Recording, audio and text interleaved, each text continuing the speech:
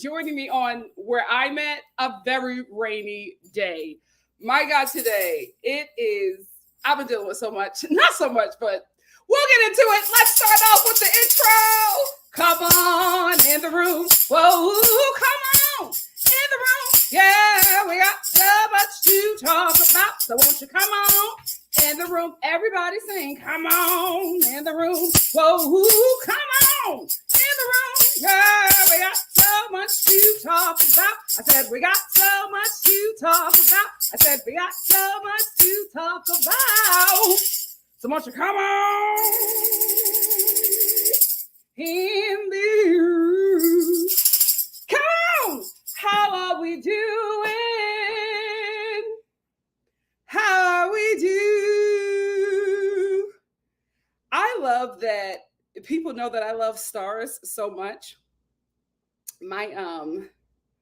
My friend was like in Home Goods, and she saw like this like star wall like decoration, and she was just like, I'm sending you this.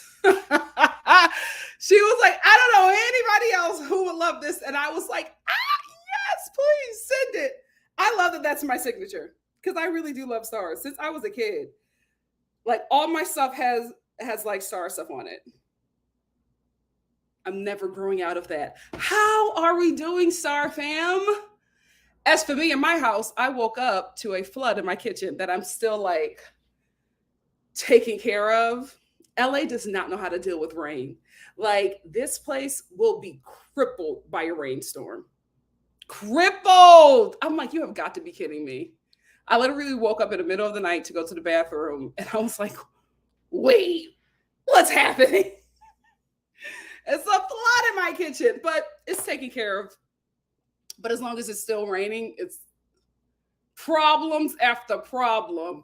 But God is good and still on the throne. And I never complain when LA has rain, because it never rains here. So when we get it, it's because we need it. So I am not complaining. Hey, Malty, how are you? Oh my goodness. Malty also said, I'll be a part of the replay game today. I had a soccer match to watch after that. Oh my God. After that Love Island All-Stars UK. I finally was able to watch an episode or two. And then I realized I'm behind. I'm a week behind. ITV release the episodes the same day you release them in the UK. Like, that's not fair, because I want to watch it with you guys, but I'm always going to be a week late. So you guys are going to be on to something else. So it's not beneficial to any of us to have the conversation, because I'm always going to be late. Why are you making us get a VPN? Like, for what reason? Let's share the content. Let's share the content. But thank you so much, Malty, for just stopping in. Hi, sup, people. Hey, Nisha. Nisha said, hey, everyone, I'm actually at work. Won't be done until 4, so I'm actually part of the replay game crew, the replay crew, too. Take care. Thank you, Nisha. Hey, Vodka, of course you will be here. Hey, Ryan. Ryan said, hey, people of the world. Hey, Nikki. Hey, Ryan. Ryan, that just reminded me of, like, you just unlocked a memory. Although it's not like that close to it, but it's really, really close. You just unlocked a memory of Spice Girls to me. Because the way I read that was Colors of the World. Those were my girls. Spice up your life. Hey, every boy and every girl. Hey, give me shelter. Good afternoon. I hope you guys like this time, like the 12 p.m. time. I move stuff around to give y'all 12 p.m. live, because my international subscribers was just like, girl, we are up at like 3 a.m. watching you. Please give us a different time. So I hope this works for you guys. Hey, DGF said, I hit the like on my way in. I know that's right. Please like this video. Happy hour with Miss Melanie. Mama, you have such a busy day today. Thank you so much for being here. Hey, Alana. Alana said, hey, Nikki, I haven't been here in so long. Thank you for coming back. I have to go watch your Traders review. That show was so good. That show was so good. I cannot wait for tomorrow's review. NC said, hello, OMG. Lisa is insufferable and nasty. It's a sad day when Larsa becomes the voice of reason. Larsa surprised me this episode. Hey, Miss Kaiser Chose. Hey, Tashago B. Work says, hey, Nikki, what's up, everyone? Hey, Spency, how are you? Hey, Alicia. Oh, hey, beautiful. I know that's right, from one beauty to another. Guys, I don't know if you could see it. Oh, God, I'm never straightening my hair ever again. Oh, my, I don't want to have to cut this. Please tell me that I can do something to get her back. Look, my hair, my curls are never this loose. She's supposed to be up here. Never straightening my hair again. Not doing it. Not with heat. I'm done. Hey, Just Simply, how are you? Wezzy, oh, I made it into the room. You sure did. Hey, Patty, it's Betty. I love your name. Another live from the start. I'm in the MF room this week. I know that's right. Missy said, I hit the like and watch the ads on my way in. Thank you. Thank you so much. E for Empathy said, hey, Nikki and the Star fam, so happy for another live on the first day of... Hold on. Hold on.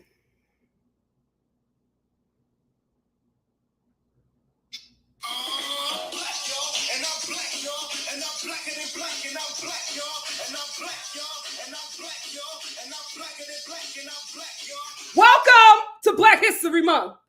I don't know if it can get blacker than this, but we're going to see. Oh, Lord. Oh, my goodness. Oh, thank you so much. I am doing my best to like bring her back. Like everything under the sun. Everything under the sun. I'm so sorry, Curls. Mama will never do that to you ever again. Hey, Johnny's acting channel. Aaliyah, what's up? What do you always complain about? What? Oh, don't do the complaining. Your words have power. Alana said, good. I finally got a new job after being miserable at my last. Oh, congratulations. Congratulations. My God, today. Working at a job you hate. Oh, it's life. It's, I won't say life ending, but it's rough because, to be honest with you, as an American, I can't speak for anywhere else, but as an American, you spend the majority of your time at work. Like you spend more time with your coworkers than you do with your own family. We got to change that system. LA doesn't know how to deal with rain. It floods every time it rains here. Every time. They don't know how to deal with it. They're just not equipped. Hey, Shonda. Shonda said, please like the video and subscribe to get Nikki.Star to 16K subscribers. We can do it. And we will. Hey, Robbie J. How are you? And please subscribe to my second channel. I'm posting the video that I was supposed to post on Friday to today after this live. So check that out. No, Sunday. It was Sunday. Hi, Jasmine. Hey, India. Hey, Kim. Swizzy said, OMG, the Spice Girls are everything. Like, I was just talking to somebody about this, and I was like, you don't, like, this generation, today, the kids of today do not realize how huge the Spice Girls were. Like, huge. It was not a game. Oh, that's what you were going for? Yes! Spice up your life. Okay, good. Glad to know for my international subscribers that this is a good time. Yay, perfect. Perfect. Alana said, watch it while working. Just finished Miami and the feelings and game. Lord, no, yeah. Miami was heavy. Miami was heavy. Johnny said, we're getting rain here in San Diego as well. Hope everyone is staying safe and avoiding flooding. Yes, please. E for Empathy said, after finding out Larsa has a type. My God, she is sticking. That's the thing. I think like Larsa and Kim Kardashian, I don't think they're fetishers. I think they really like the chocolate. I think that's really their thing because Kim has been consistent. She has been consistent. Her relationship with that white boy didn't work out. She tried to make it work. It did not work out. She was like, oh, I can't do the Caucasians. Give Me Shelter said, Nikki, are you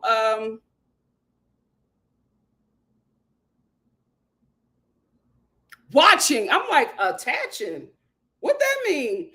Watching Feud season 2. Oh, I did not know about that. What channel? What streaming service is it on? Guys, I'm done. I want cable to come back, and I think I'm going to start a movement to bring back cable. I can't do this anymore. Smithy said, have you used a hair mask, Nikki? No, you guys gave me some ideas about a hair mask. I just have not had the time to go out and get one. I might get one this weekend, but I already have 2 on my own and then one that I want to make at home. I want to try those first, but I am also taking your recommendations into consideration. Avo curl.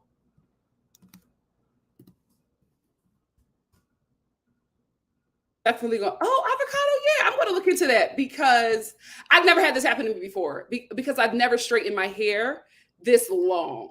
That's the thing. Like if I straighten my hair, I normally straighten my hair right after I wash it so I can just style it for that one time and then I leave it alone. So I normally straighten my hair once a month and no. How many times do I wash my hair? I'm supposed to wash it at least twice a week because of my scalp situation. But I think like twice or 3 times a month. But even then, it's not like on high. Like it's just like I just go through it once and like that's it because I still want to keep my hair a little wavy. But this time I would blow dry my hair and then put hot a flat iron to it. And I did that for like 2 months straight.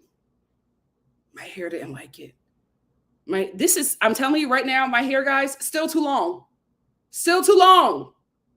This is not my regular wash and go. My wash and go would be like right here. Oh, Lord, why did I do that?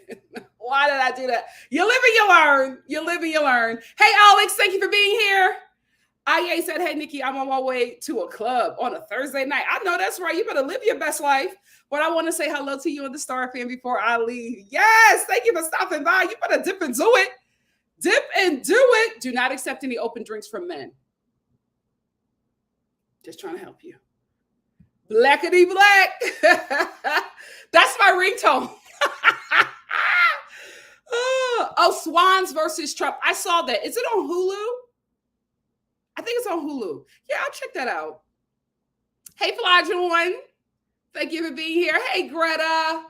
Aaliyah said, I seriously think we have a poor drainage system or something. Yeah, and, we're just not ready for climate change because climate change, to combat climate change, you have to put money into it. And the people in the nation that hoard the wealth and control the wealth will not do that. It's always left up to us, ain't it? Hey, Fareed, thank you for being here. Thank you so much. Proud to be Black History.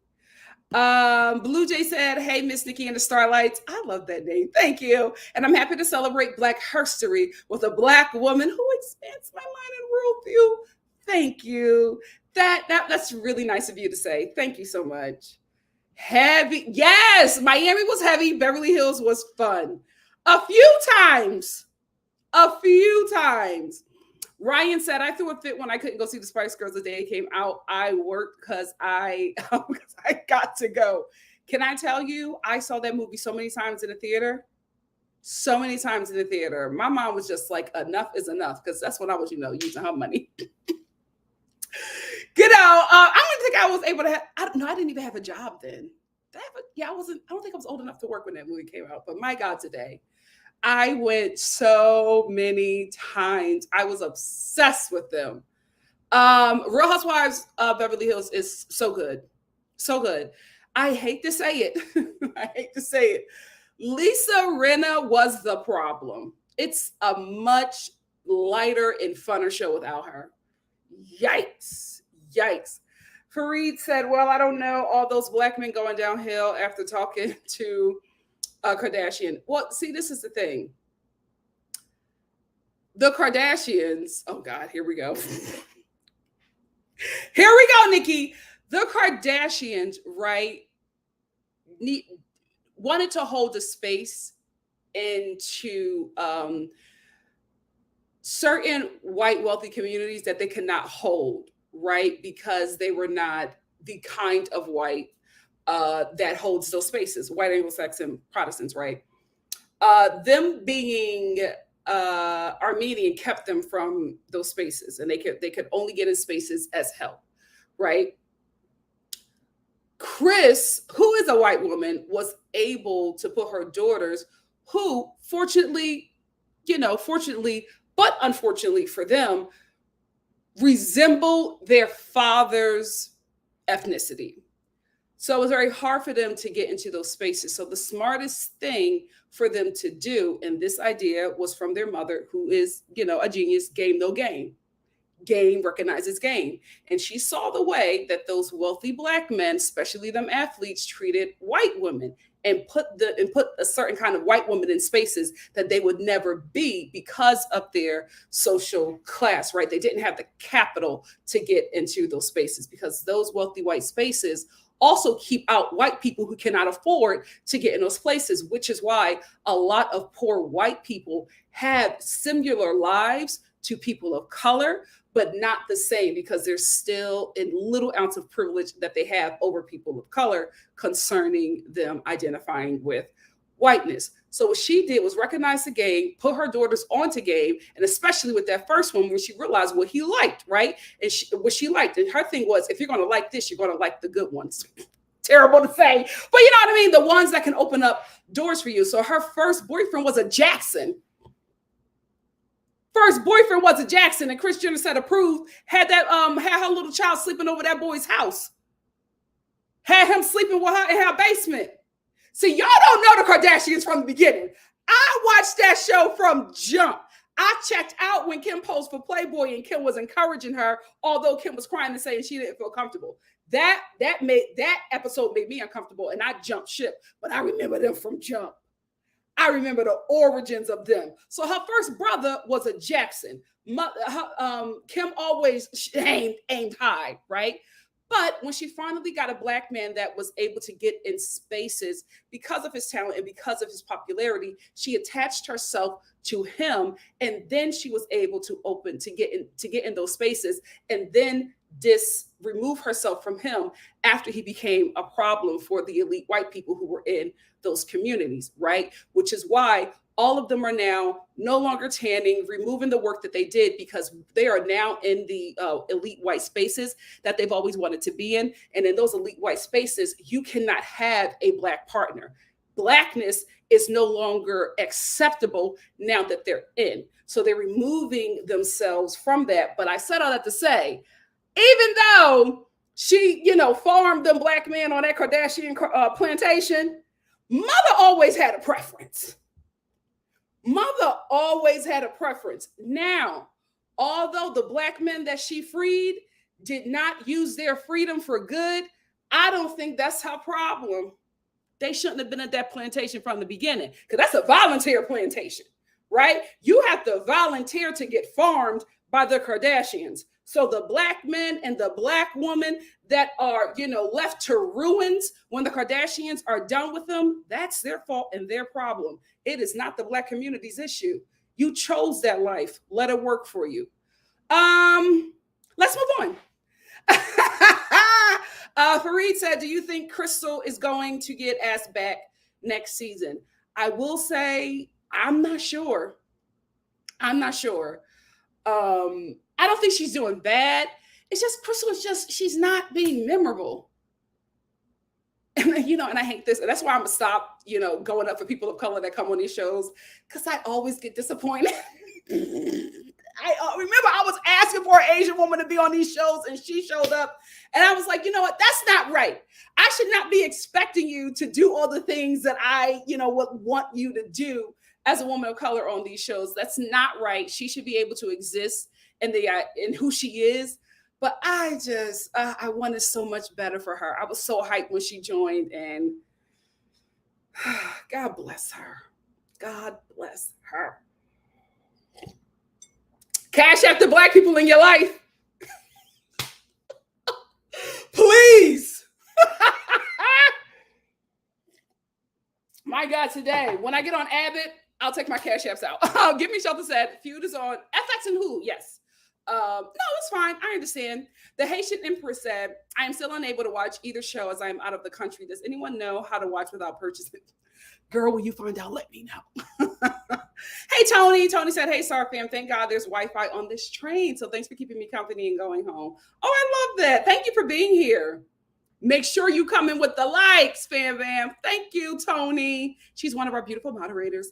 Blue Jay said, I heard Starlights from another Star family, so I want to thank them and give credit. Credo, right? Thank you so much for that. I love the name. Fareed said, who is the biggest Black female inspiration role model? Well, besides my mother, I would say for me, Harriet Tubman. That's my girl. Harriet Tubman didn't take no stuff. Shoot, that was, oh my God, I forgot. I forgot my poem. That was my poem I performed at my 3rd grade Black History Month show, and I forgot it. Harriet Tubman didn't take no stuff. Hold on. Hold on. Didn't take no. Oh my God, what's the. Didn't come in this world. Hold on. Tiffany, I was joking, but thank you. Thank you, Tiffany. And you're Black. You're not supposed to be cashing or Venmoing me. Thank you so much, Tiffany, for the Black History Month Venmo. Thank you, girl. Thank you so much. Oh, here it is. Harriet Tubman. Oh, this is by Eloise Greenfield. Eloise, are you Greenfield? Harriet Tubman didn't take no stuff, wasn't scared of nothing neither. Yes, didn't come in the world to be no slave, and she wasn't going to stay one either. Farewell, she sang to her friends one night. She was mighty sad to leave them, but she ran away that dark, hot night, ran looking for her freedom. She ran to the woods and she ran to the woods and she ran through the woods with the slave catcher right behind her. And she kept on going till she got to the north where those mean men couldn't find her. 19 times she went back south to get 300 others. She ran for her freedom 19 times to save Black sisters and brothers. Harriet Tubman didn't take no stuff, wasn't scared of nothing neither. Didn't come in the world to be no slave, and she wasn't going to stay one neither. And she wasn't going to stay one neither. My God, today, I wish you guys could have saw me at 8 years old. Eat that up. I wish you could have saw me at 8 years old. Eat that up. Girl, a star was born that day. But yeah, Harriet Tubman for me, all day and every day. Second to my mama. Hey, return of Flamak. How are you?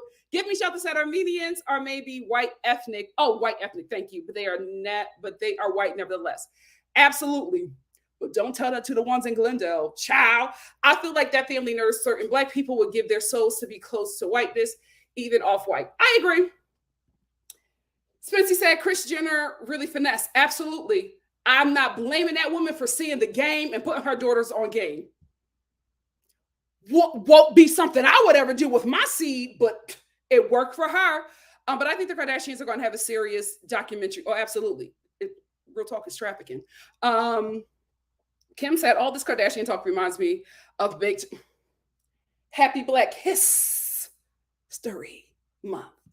Fly John said, I remember the Jackson's son. Did she marry him? I don't think she married him. The first man she married was some old Black producer. Trafficking. Yes, remember she was stealing from Brandy and rearranging and organizing Paris Hilton's closets. Paris Hilton called her the help. Now they besties. She finally got in them spaces. That was my show. When Kim beat what's her name, Chloe up with her purse because she wore her stuff. Me and my sisters used to watch that because that was like, it was a sister show. And then it got really, really dark. Really, when they were at least a little upper class, it was fun. When they was trying to achieve wealth, got scary. It got scary. Yeah, they were actually a nice family. They really, really were. Money is not the root of all evil. The love of it is, though. Hey, Altavina, how are you? Of course, I love spending time with you guys. It's too early. It's too early. I don't have no sympathy for them people. Oh, they bled me dry. Okay. What you expect? Have fun. Leave me alone. Thank you. This is my performer shirt. Thank you so much. I don't know what it is. I think this is the thing. I think that's what's going on with Crystal. I think because her husband is still in the industry and still very much a power player, she really can't be messy. You know what I mean? Because then it will affect him in a certain way. So I think we'll never really get to see Crystal as long as she's married to the man that she's married to.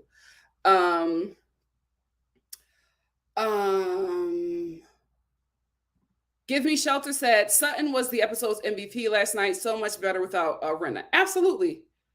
Absolutely. Tony said, I never saw an episode of Beverly Hills this season. Only Miami is that girl. I find Beverly Hills is true, fake like all the others. At least Miami gives me friendship and something interesting. Miami for me is old school housewives. They've got that formula and they are doing a fabulous job. I love Miami. To freedom. Oh, I ate that up. I ate that up as a kid. I was so happy. I was dressed like her too. I ate that. Yeah.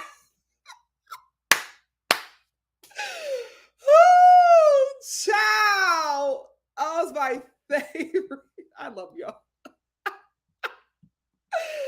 Oh, child. Thank you, Shonda. To anybody hopping in, my God, today, could you imagine you're clicking on this thinking you're going to hear about the Real Housewives of Beverly Hills and you hear me saying that poem? I love doing lives with y'all. The Haitian Empress said, I'm surprised they did not sue Harriet for grand theft. These enslavers sure had no shame. Listen, they was making bank. It's still working. Look how it's working for Rupert Murdoch. Black people are just building Tubi. And then he's going to change it into the Klan Network. We're still being farmed. Yeah. Oh, child. It was so humiliating the way Paris treated her. And the fact that Kim was her friend, I'm telling you, the love of money will have you doing some dumb stuff. Because there is no way, if I was Kim Kardashian, that I would ever be friends with Paris Hilton. She embarrassed your behind on national TV several times and did not see it for you until you became popular. Absolutely not. Absolutely not. I would never be hanging out with that heifer. I will still hold that grudge. Hustler. Absolutely. Absolutely. Farita, do you think we're going to have a black renaissance of black shows like we did in the 90s? Yes, to build another network, to build another studio. But then after that, it's going to become all white again. That's what they do. That's the formula. That's the formula. Black capital, black bodies, black content is always used to build a system that we will never benefit from. Because as soon as the system is built, they remove us and keep us out of it. That's just the American way. Or any place that enslaved us, they use the same formula. It happens all the time. Only when we catch on will that system be dismantled. Thank you. Let them know. Let them know. It can come back, it could go away, and it could come back again. I'm just not going to see it for them. I'm sorry. That episode with Kris Jenner turned my stomach. I could never go back. Eltavina said, Kim beat her like I wanted to fight with my siblings. LOL. I really enjoyed the old seasons of the Kardashians. Yeah, because that was just so realistic. So realistic. You catch your sister out wearing your stuff, especially something that you really like that you told her not to wear. Oh, baby, that was very relatable. Very relatable. Yes, it's the same thing. Stage moms are the scariest thing ever. Scary stage parents. Corey Haim. Remember the Coreys back in the day? Their parents trafficked them. All them Nickelodeon and Disney kids. Child. Get Jeanette McCurdy's book. Baby.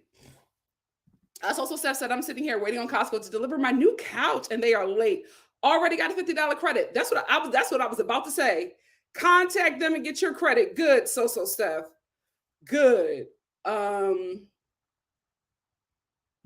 Tree T said, apparently Crystal confronted Erica at the reunion about only calling her out and not Garcelle last episode about the earrings, since Garcelle also had a lot to say about those earrings last season. Okay, let's see how she performed at the reunion. They were fun. I miss them. They're never going to come back. They're never going to come back. Money, loving that will mess you up. Tony said, hey, random thought. Have you guys seen that guy who bought a house on Amazon?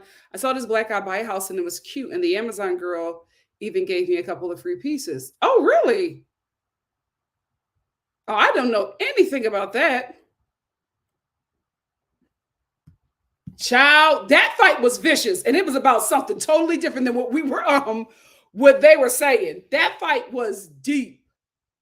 Me either. It's such a good show. It's such a good show. Sutton and Kathy. Child, oh, this reunion gonna be a three-parter. Andy is gonna milk this. Oh, sure did. Slow walk like I was Harriet Tubman. Turned around.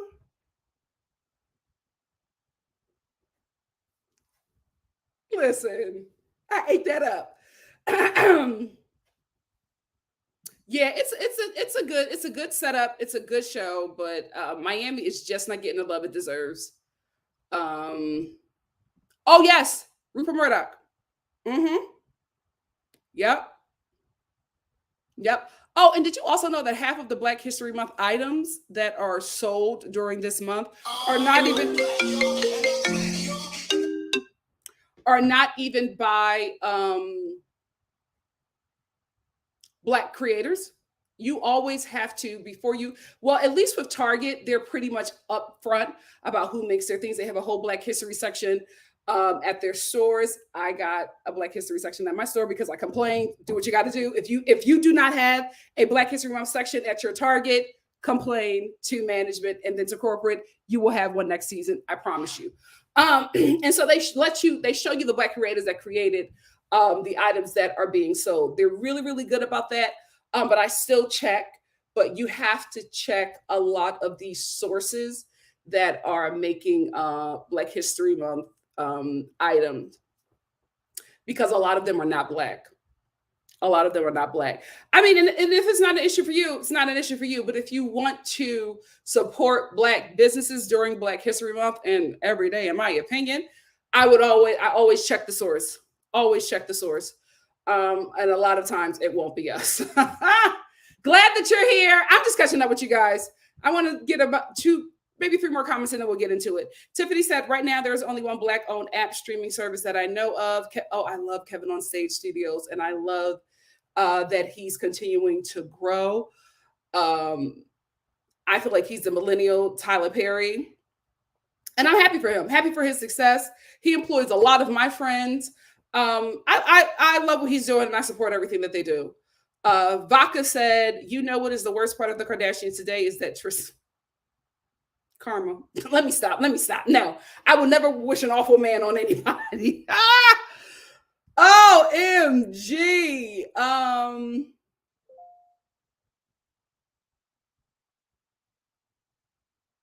Oh, wait a minute. Hold on. OMG. Thank you, Tony. Thank you, Missy. Again, Black people. Thank you for the Black History Cash Apps. Y'all not supposed to be the ones doing it, but thank you. Thank you so much. You didn't miss anything. We are just chatting. That is really interesting. I don't know if I would trust Jeff Bezos to build me for how. I wouldn't. All my Target, all my Black History Month stuff, a lot of it's from Target, and everybody's like, "Oh my God, where'd you get that from?" I'd be like, "Target, girl." Target, they got their hand on the pulse. Yeah, they have standards. They have standards. You need to. It's a really good show. You need to get it into it. It's a really, really good show. Thank you for being here. Hey, Tracy, the NikkiStar TV General is here, so let's get into it. Real quick, I want to do a little bit of housekeeping. So I have not been checking the comments like I normally do for one main reason. The strike hit me hard. I felt like I talked to you guys about it for a time, but real talk, it was a mess, right? Not mainly just for me as an actor, but me as a creator as well. I also do a lot of behind the scenes stuff outside of acting. So all of my capital was halted. So it's very hard. And my sisters as well, very difficult time. Like the strike impacted all of our streams of income because we're an entertainment family. So it was just very difficult for me. And what I did not want to do was get into the comments, and if I didn't like somebody's tone that I assumed, I didn't want to give them heat that was actually for Disney or Hulu or Netflix, right? So I avoided the comments at all costs. Now I'm getting back into the comments, and I want to say, as a content creator, especially as a Black content creator, especially as a Black woman, I have a very amazing community. The comments are normally so positive, and just, you guys are amazing. You have been amazing to me, and I know that's not normal, so I'm forever thankful to that, for you guys, for that, and I will always call it out. So let's deal with a bit of housekeeping here, because I always say, I don't care if you disagree with me. That's fine. I don't expect you to. I'm actually shocked a lot of times when people agree with me on certain things, because I feel like some of my opinions are so outlandish, or maybe I'm being too deep. I don't care. I'll be too deep. I'll be too sensitive. That's fine. That's who I am. So when you agree with me, I love it, because I'm normally the one that people don't agree with. So I'm like, okay, right? But if you disagree with me, I don't have a problem with that, because we're all different. We all come from different communities, and we all have different perspectives. And I would love to learn from your different perspective. I welcome that here, because I feel like our differences is what helps us become a better space, a better nation, better as human beings in general. I feel like our differences make us all great. So I don't have a problem with that. I've always said, say what you want to say. Let it be respectful, and talk to me nice. Why? Because you're in my home. I've invited you into my home. You're not going to disrespect me or the family that resides in this home. That is me, and that is the Star family, especially my day ones. It's just not going to happen. So I've come across a few comments, and I want to address them. I won't say who the person is, because we don't do that over here. But I do want to address this, because I just want to give a little clarity to people who might be new here, and just let you know that this is how we do things over here. So there was a comment, and this wasn't bad, right? But a lot of times when you guys hear something that I say, you either pause the video and write your comment, or still write your comment when I'm still saying the full comment, and you either don't hear what I have to say, or you don't stay long enough to either watch a Star family member tell me that that wasn't it and correct me, and we have a whole conversation about that. There's so much more context in those conversations. So there was a comment about, me saying something about millennials or whatever, and different generations, something like that, just real brief. I don't have a problem with the comment. Well, when I asked for clarity, the person gave me clarity. I don't have a problem with that. I don't have a problem with this person in general. I'm just using this as an example. And so I went to the comment, and I was like, oh, that's not what I meant. What I was saying was that millennials are acting like boomers. And when they get to the age that boomers are, which is their 60s, and I even said later, when millennials get to their 60s, they'll look at this situation a lot differently.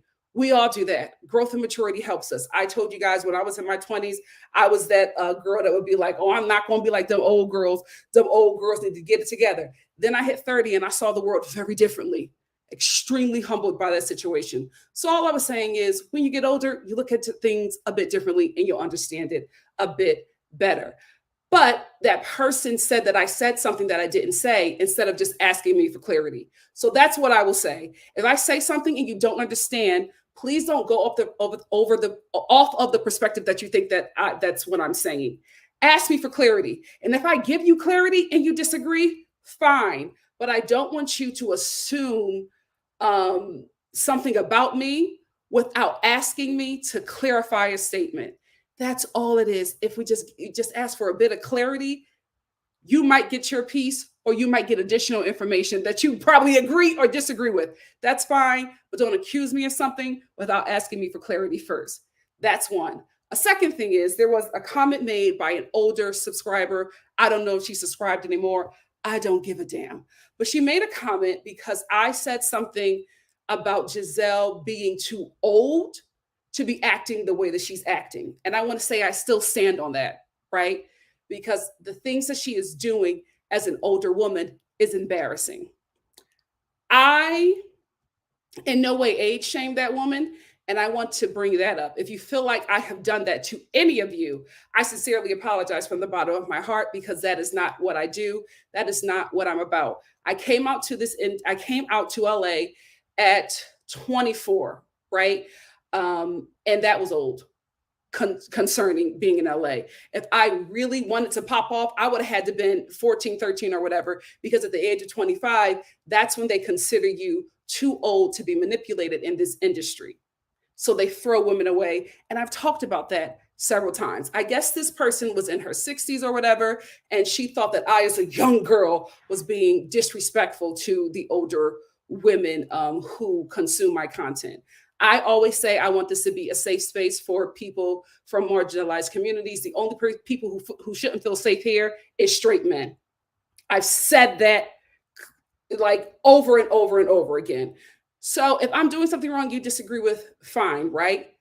But that person took something that was said, and because they felt a certain way about me saying it as a younger person, they took how they felt about young people and wrote that out in my comment section, right? I have a problem with that, because what I said was not that. It was not age shaming. She is too damn old to be acting like that towards anyone. And I will stand on that. I will stand on business on that comment. But I don't age shame. I don't do that to anyone, especially another woman. I learned my lesson at 30. I got that lesson real quick, and I ain't never done nothing like that again. Now, have I made comments where I say that you're a big age? Absolutely. I'm at a big damn age. When I have to fill out an application or anything, or got to go to my medical office, I got to scroll down, baby, and it take me a minute to get to the beautiful year that I was born. So I would never do that to another woman. I am extremely humble, because I do not want the Lord to humble me, especially not in Hollywood. But I said all that to say, I am in rooms, I am in conversations, and I am doing a lot within this industry that nobody but my family knows about, or the people that I'm working with. And when I am in those rooms, I'm advocating for older women. I'm advocating for people of the LGBTQ community. I'm absolutely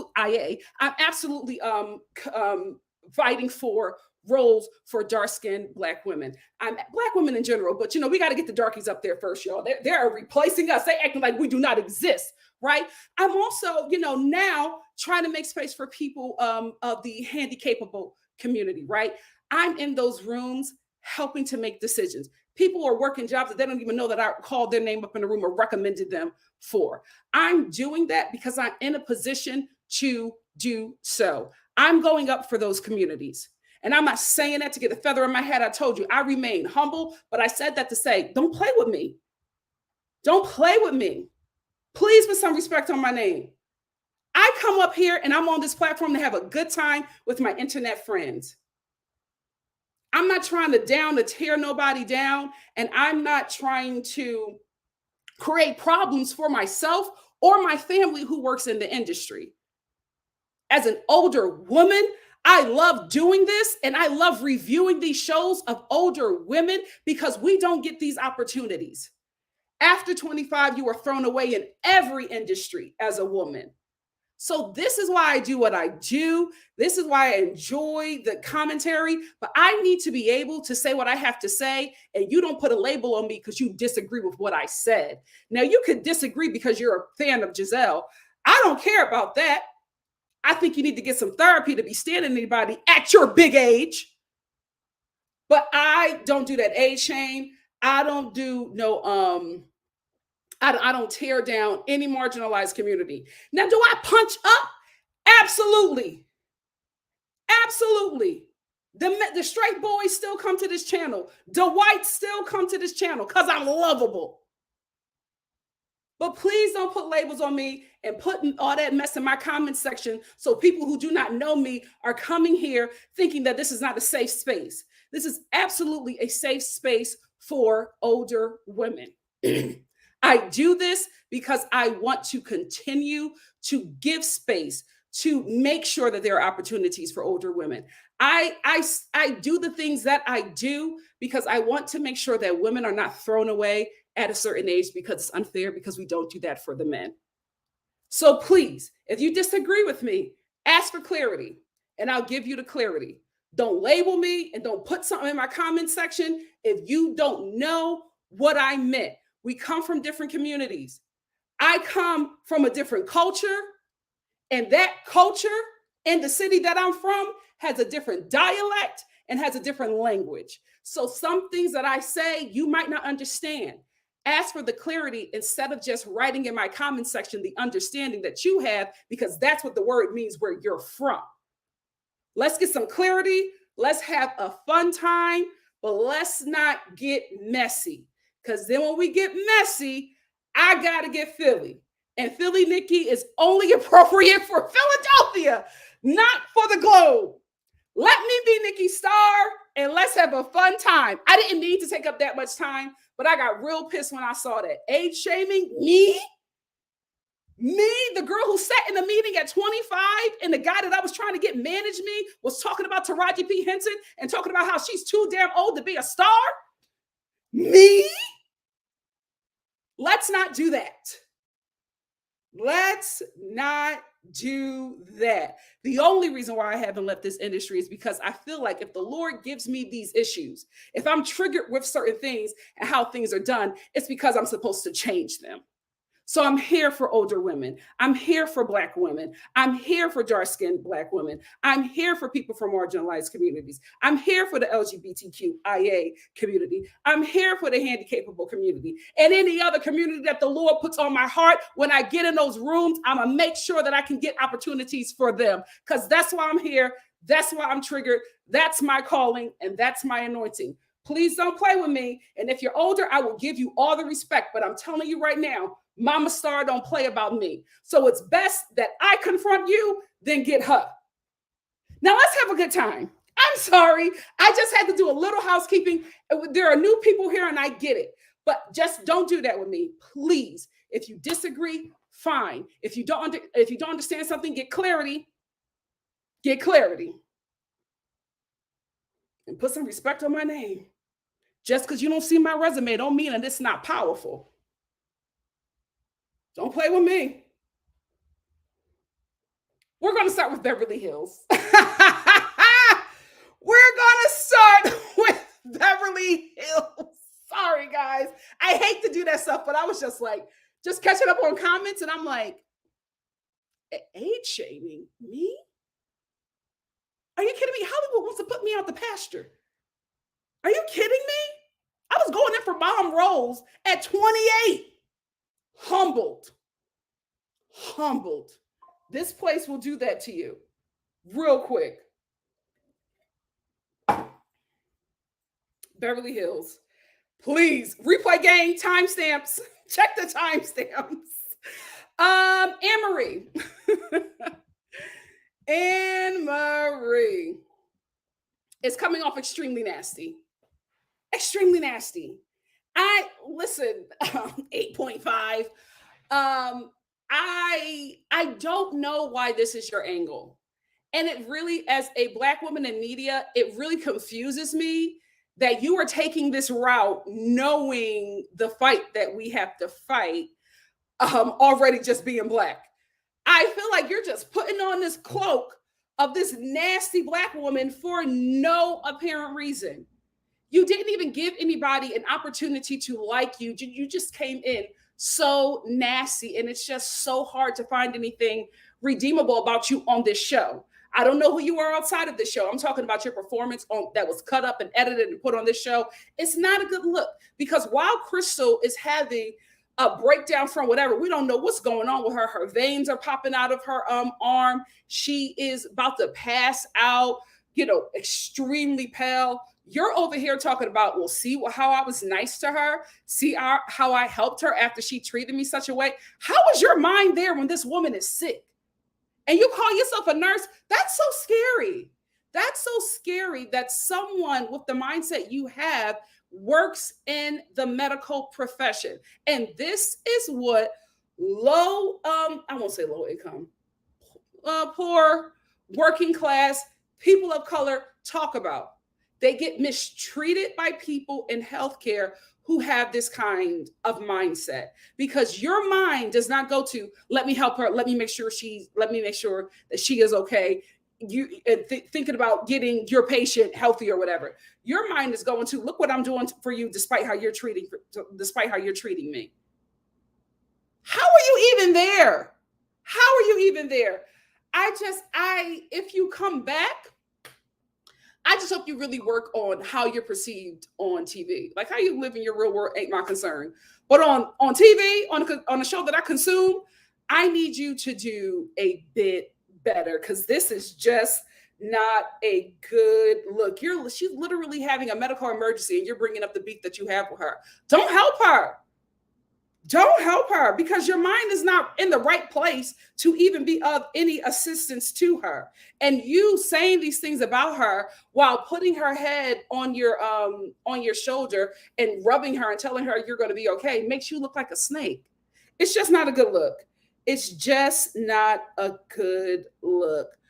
I wish the housewives in general would be a lot better and about supporting each other, about just showing kindness. This is why I hate that the show keeps people together who do not like each other, because there's such a lack of compassion. That's why I felt so bad for Gertie on The Real Housewives of Miami, because I felt like if we were really watching a group of friends and one of them was going through a cancer battle, the show will look entirely different, right? I mean, it's still a great show. The ladies still deliver, but you can tell that they're not really friends because of the way that they lack sympathy for her. Oh, we got some this episode, but it was just what she's been dealing with so far with this cast. It's just really sad, really, really sad. And they just all lack compassion and just seem so cutthroat. So I think the show needs to go back to being about real friendships. But then if we do it about real friendships, these friendships will fall apart. So I guess people who have real friendships don't want to destroy their friendship for a show, which is smart.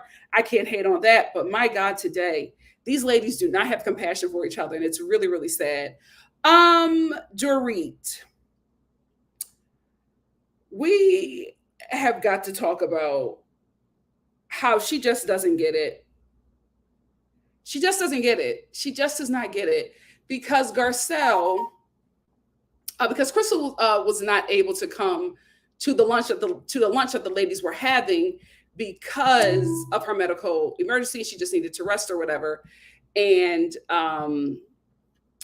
Garcelle was like, well, you know what? I would like to use this moment then to discuss the issues that me and Dorit had as a way to clear it up, because it just seemed like this was a moment of healing and clarity. And she just told Dorit, she said, you were triggering me because of the way that you speak to me and the way that you treat me. I did not like it. And it felt as if it was coming from a place where you did not value me as a person. And she was just saying, like, basically, the way you treated me was very different from how you treat others. And it made me wonder, why would you be doing such a thing? And there's only one real obvious reason. So Dorit once again brings up that she's Jewish.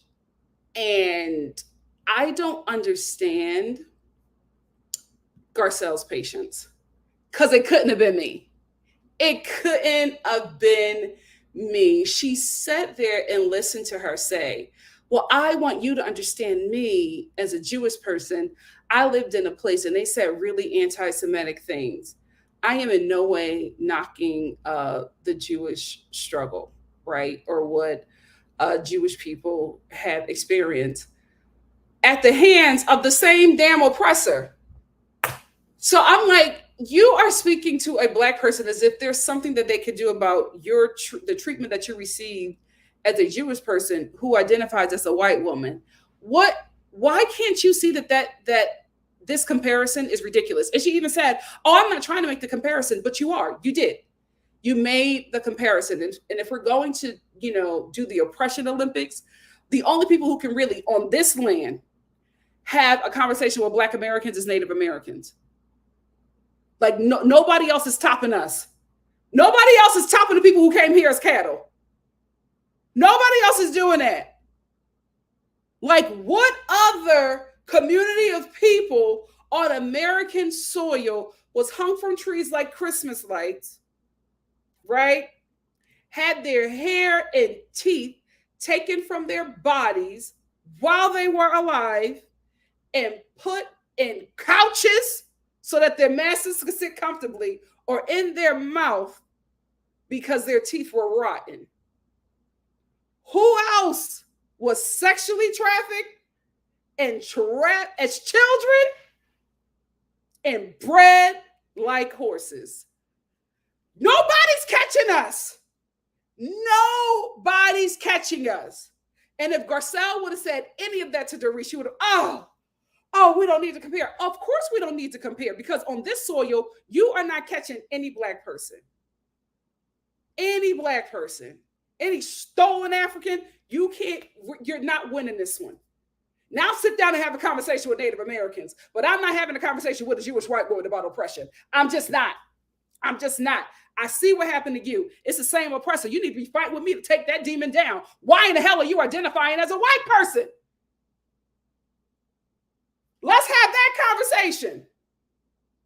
Because that's not an identity, that's a power structure. Tear that power structure down with me, since me and you going through the same damn thing, Dorit. She just doesn't get it. She just does not get it. And I think Garcelle in that moment realized she was never, ever going to get it. And she just let it go. She just moved on. Because I don't know how Dorit can just compare how Black people are treated in America to how Jewish people are treated in America. Like, it's just not the same thing. Now, other places, yes, you might have some hard struggles, but the stolen Africans, I feel like nobody's beating us. Now, again, I only have knowledge from the American school system, so there might be a community or two that I'm missing. I understand that, but I guarantee you the community that you told me went through worse, probably Black too. She just doesn't get it. And it's not a conversation that Garcelle needs to have with her anymore, because what's going to happen is she's going to get frustrated with Dorit. Dorit is going to push back, and they are both going to look terrible. So it's just leave it alone and move forward. And I think that Garcelle got it, and she closed that door. The sad thing about this is that Andy is going to try to have a conversation. And I feel like that he, as a white man who is Jewish, is going to try to have that conversation with Garcelle and be the facilitator between Garcelle and Dorit about this issue. And it's just not going to go in his favor. Also, what is going on with Dorit and this hair, the braids? I don't understand. Well, like, Dorit used to serve looks, right? I don't know what's going on with this braid hair thing. It's given theater camp. I don't know why she chose that. Did she fire the people that she normally works with?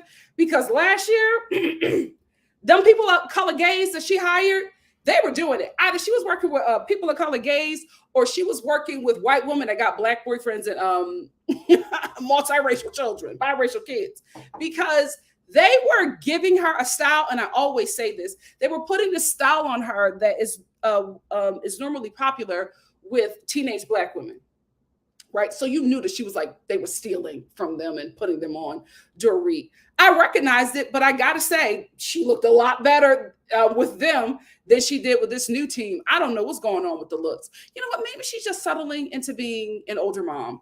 Oh God, don't let me say that. Age shaming Dorit. But maybe that's what she's just settling into now. And that's fine. But this show is about looks. This show is about fashions as well as money. But fashion is another housewife, just like money is another housewife on this show. So I'm gonna need her to get her team back. I'm going to need her to get her team back because what is this? What is these braids? What a choice. What a choice. That's not my screen. That's my screen protector.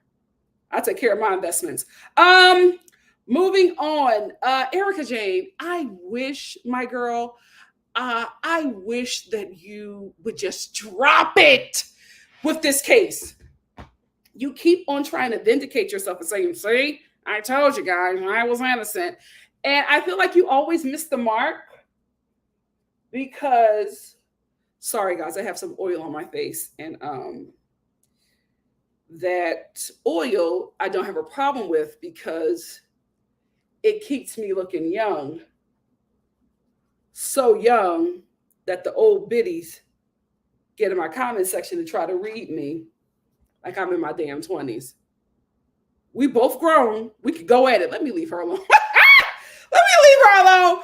But I just wish she would just really drop it because it just doesn't look good for her. She just like Dorit, she doesn't get it. She doesn't get that people were upset with her because of how she handled the situation, how she went through a really hard time in her life. I'm not going to judge her for that.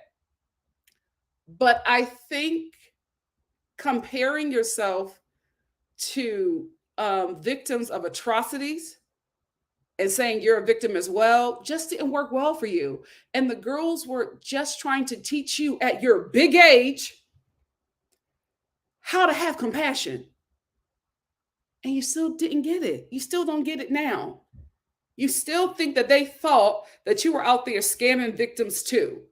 No, they thought that you had a piss poor attitude about returning stuff that was paid for with stolen money from the victims. That was the issue, and you still don't get it. So I need you to just drop it because all of the fun and the looks that you had, the look that you have going on this season that is working very well for you, it takes away from this new Erica. So I want you to move on from that. I really, really do. Because you don't get it and you're fighting an argument that was never brought up against you. Like you're fighting some argument that maybe, news article said about you. These women never said that. They just said that you have a terrible attitude and you never addressed it. Let it go. Speaking of Erica, I love drunk Erica. She was really fun on this show. She was really, really hysterical. She, brought up some fun, interesting things. I did not know that she had so much information about Palestine. Like, where was she getting this stuff from? Yeah, the war had started. I'm like, how do you know this stuff? But she was fun. It was really, really fun watching her. Merce as in a purse. She was fun. She was fun. And I like seeing this side of her. I just think when she brings up this case, it's just not a good look. It's not a good look because she doesn't get it. Like Dorit, she just does not get it. Y'all know I want Monica from Philly to join the show. When she said that she comes from the place where Beanie Siegel is king, I said, oh, you my girl. You my girl. And Dorit was like, ooh, Beanie Siegel?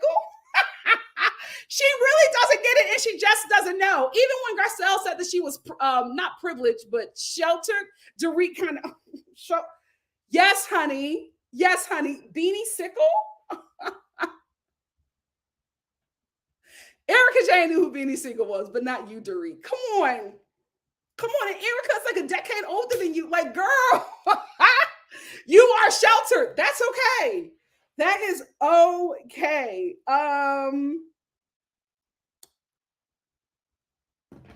Crystal. So we finally realized what was going on with Crystal. Mama got high blood pressure.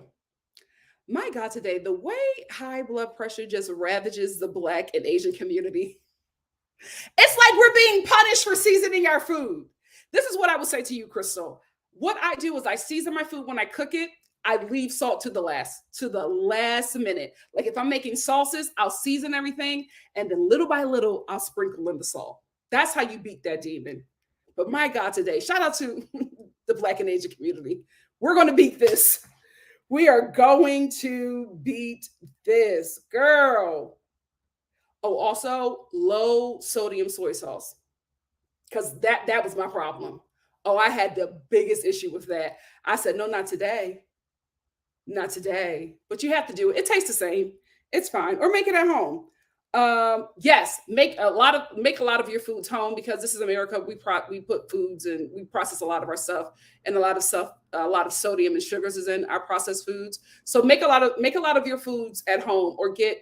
Well, you said that you cook. Oh, well, I was going to say get your housekeeper to do it, but your housekeeper is a person of, your house manager is a person of color too. So you're in danger, girl. You're in danger. You got to take over that menu. You have to take over that menu. Um, Guys, I quickly forgot that Merce was Sutton's boss. I thought Merce was her dog. I don't know why I thought that. But when Sutton was like, yeah, and in New York, Merce called me. And I was like, your dog called you? What kind of rich white? And then I realized that she was talking about her boss. I really forgot that that was her boss. How did I forget that? Merce doesn't sound like a dog name. Anyway, I'm sorry about that, Sutton. But Sutton brought Merce's ashes in a purse to, I believe they're in Spain, right? Spain. And she's going to, drop his ashes at sea. And she was, at the end of this episode, she was getting really emotional because she had to open up his ashes and put them in a bag or whatever to, drop them at sea. And she didn't want to do it. And she started breaking down crying. And Kyle and Sutton are friends. They made up. They're besties again. That'll last for 2 episodes. Kyle comes in to check on her and she starts breaking down. She was just like, I think this is about my dad. And then she started talking about, she met Merce in her 20s and it was just a really defining time for her. And then she got married. So this is what I think is happening with Sutton. Spreading Merce's ashes is going to close a chapter in her life that she held on to, right? And I think when she spreads his ashes, that's going to be finality for her. And she needs that, but that's really hard. I think we've all went through that, right? We all hold on to like nostalgia parts, especially from our youth. And we hold on to those things. And then there's something that's like a finality in that we all just have breakdown. I remember when I went back to New York as an adult and not as a broke teenager, and the way I experienced the city, when I got back to my hotel room, I had a whole breakdown. I had a whole breakdown because I was holding so many moments of my time there in a special place, right?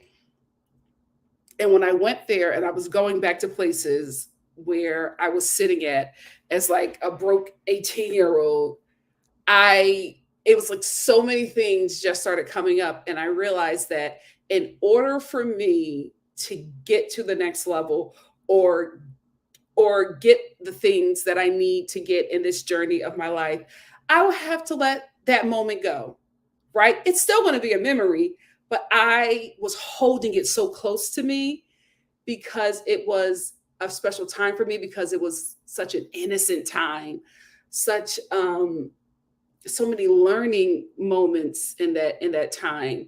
And also it was a part of my youth. And as a woman, that's where those are the things you hold on to the most, because as you age, life just becomes extremely dark for women very early on. And you're still very young, but life is just becoming so dark because of how society treats women. Are you listening, hater?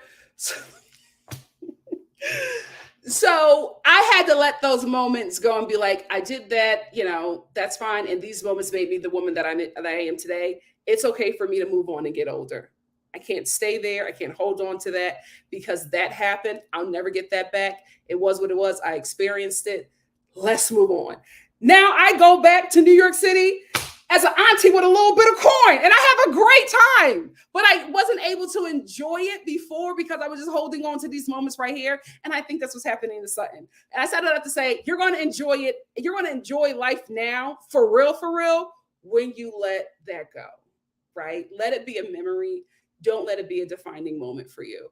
All those things that happened to you in your 20s when you were young, you were innocent, it happened. And those moments formed you into the woman that you are today. There was a reason they need to happen. They happened, and this is who you are because of it. Celebrate that.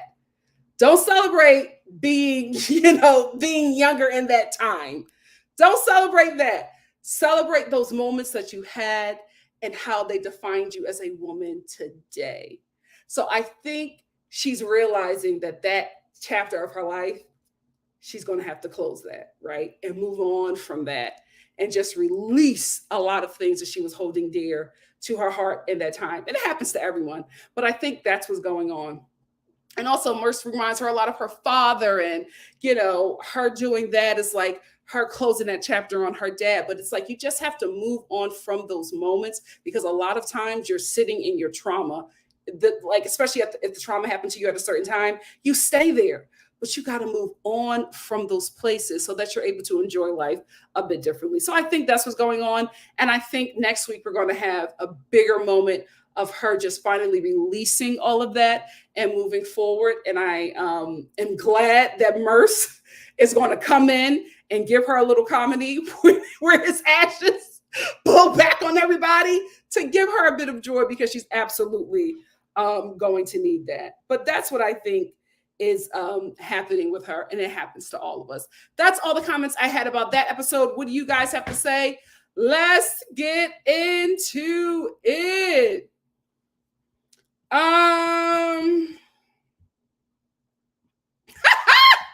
Please, especially during Black History Month.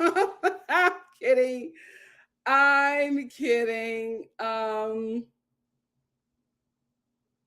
Oh, yeah. DGF627 says, search YouTube for Roland Martin Tubi for a masterclass breakdown of how Black viewership of Fox TV fueled Fox News, and how Tubi is the latest Fox TV to increase Murdoch's cash cow. Yeah, Murdoch has been farming us for 40 years, if not more. He knows how to get Black labor to build studios and networks for him.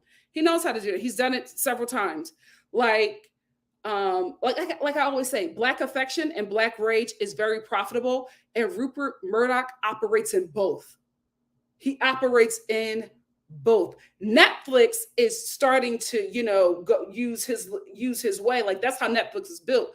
The streaming service, basically, where they were going after not just Black people of color, and saying, this is a network where you can, be a showrunner, have a show that focuses on you. Because if you remember, Netflix's content in the beginning was all people of color, leads were handicapable, LGBTQIA. It was really focusing, the network really focused on content from marginalized communities, and canceled all them damn shows immediately. Even their Asian market, that was huge. They cut ties with them. So we're never going to get like new and exciting Asian shows. They don't need it anymore. They got all the money.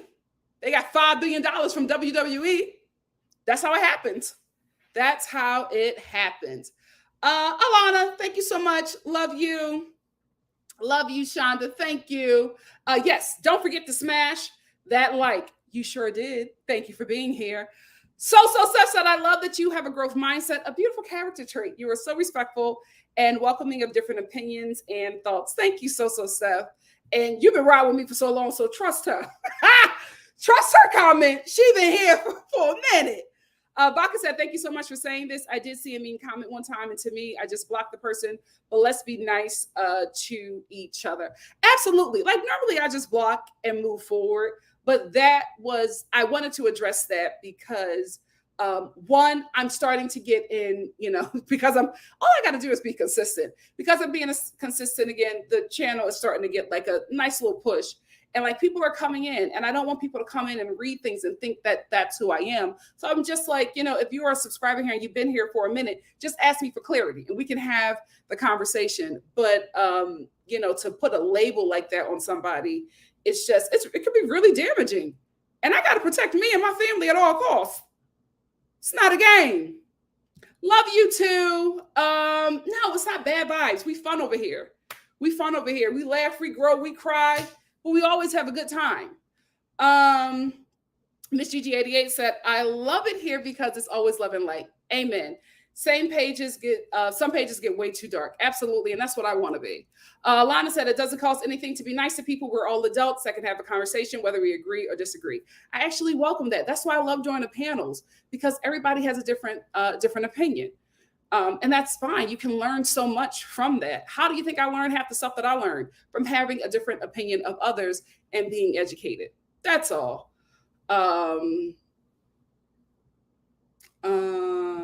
Thank you.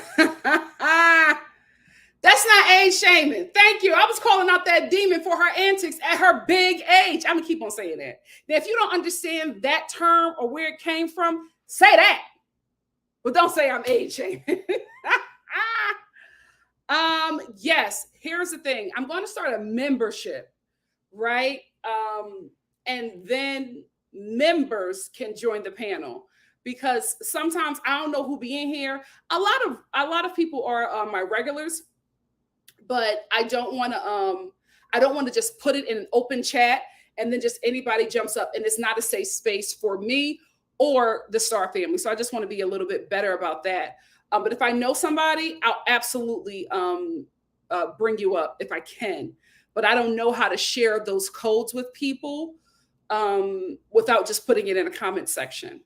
So maybe, I don't know, maybe until I do membership, I'll say just email me if you want to join in, because I don't have a problem with that. I actually love that. I actually really, really love that. Spency said, wait, Nikki, that means you are getting more popular. Absolutely, which is why I got to be careful. Ciao. I was like, I don't want nobody who probably want to put me on something coming and seeing that somebody says that I'm age shaming and they don't know me or watch my content, but they see the numbers and they see this comment. Let's be careful. Let's be careful. You don't want to be that woman closing the door for another woman, do you?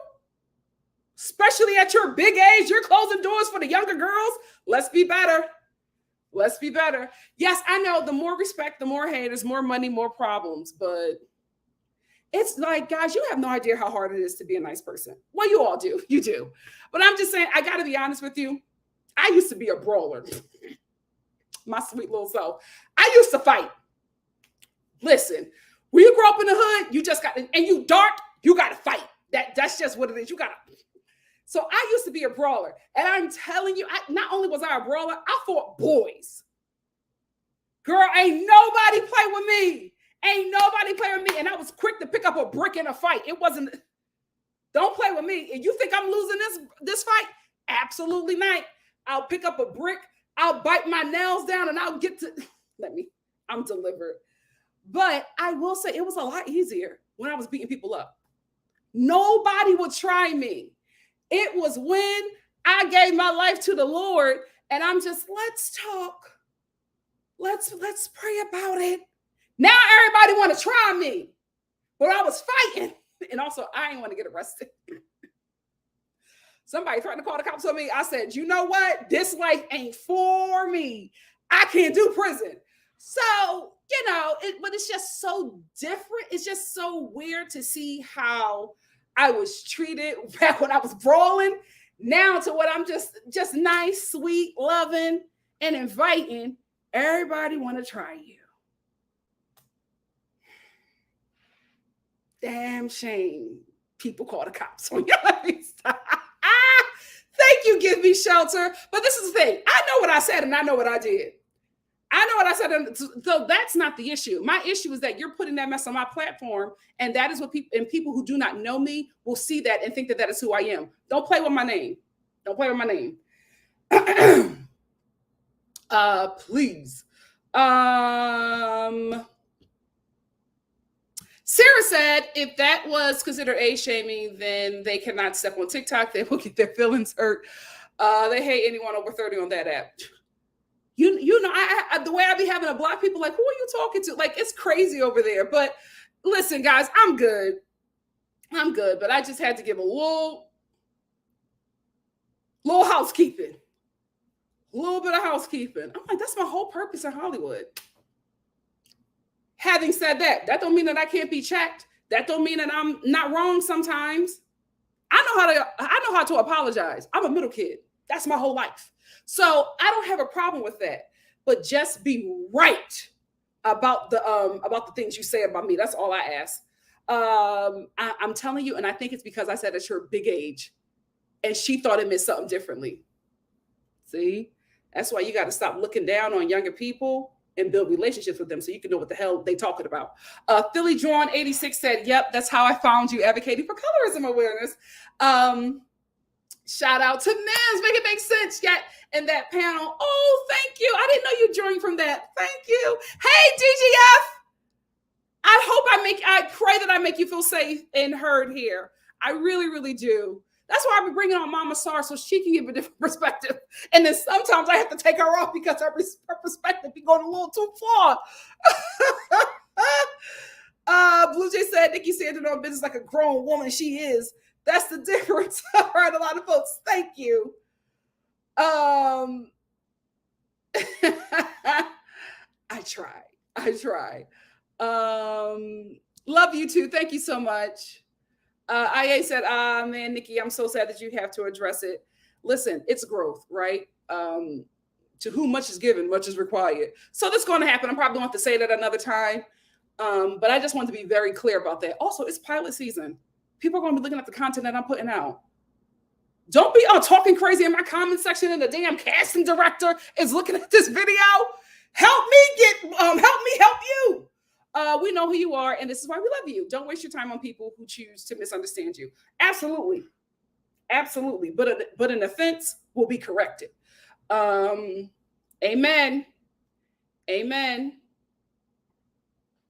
IKEA. Oh, she's that girl. Literally all of my glassware is from IKEA. All of it. Yeah, shout out to the Big H family. Shoot, the people that got to scroll all the way down, we up in here.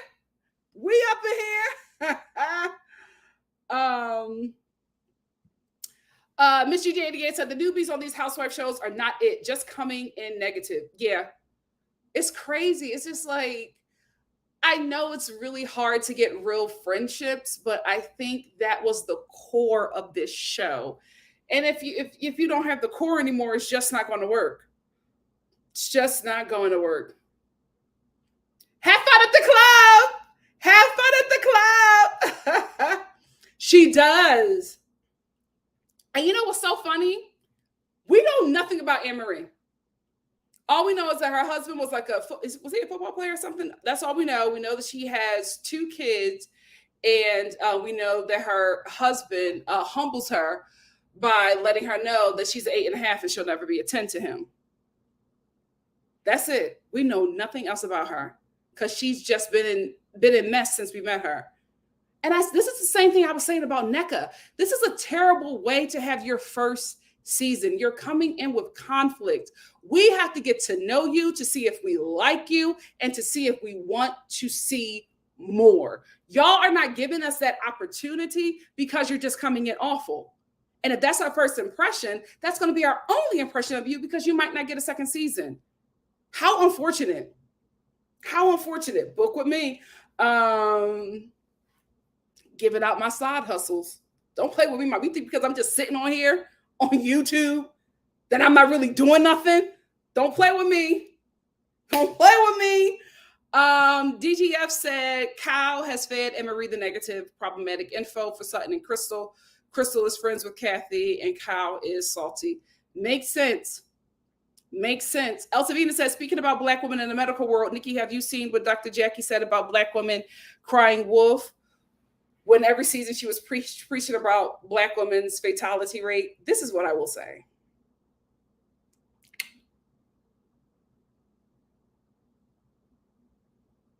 I ran into Dr. Jackie.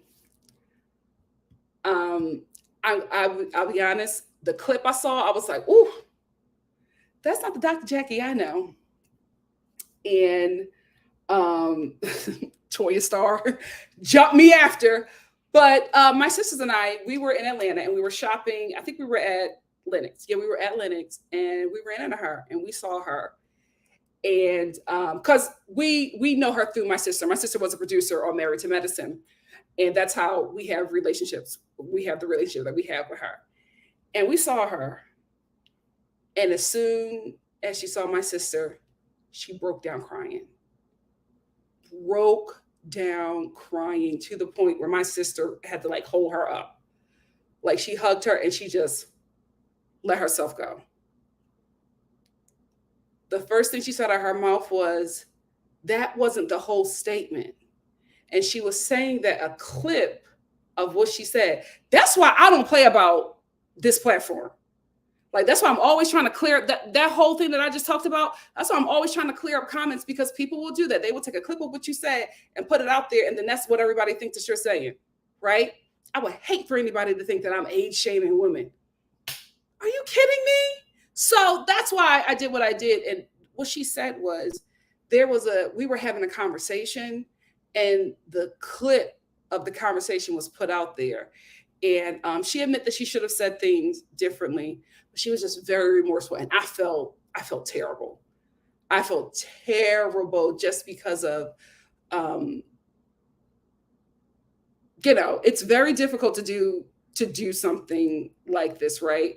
But to also have a platform outside of this and be responsible for lives. And what I do know is that she won't make that mistake again. And it is not up to me to forgive her, because I am not her patient or somebody that she cares for, right? I am a friend of a personal relationship that she has with my family member. I felt bad. I believe that she realized she messed up big time, and I don't think she'll do that again. And that there was a misunderstanding, and it just went too far out there for her to be able to catch it in real time. Again, it's not up to me to forgive her. It's up to the people she offended to forgive her. But I'm saying the conversation that we had, I got a bit more understanding of what happened, because I myself felt some sort of way when I saw that. Because for me, the interactions that I've had with her, the time that I've spent with her, I didn't get that. But again, I was never her patient. So I will say she's very remorseful. And her words is that she won't make that mistake again. So it was difficult. It was a difficult time for her, but I think she learned a lesson from that, and she's going to do better. But again, it's not my place to forgive her. It's for the people that had an issue to do that. I just wanted to give that information from my perspective. If anybody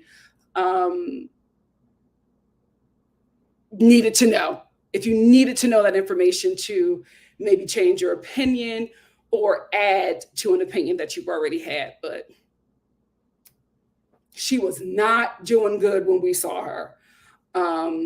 So I believe that she's learned. But again, not my place to take the apology.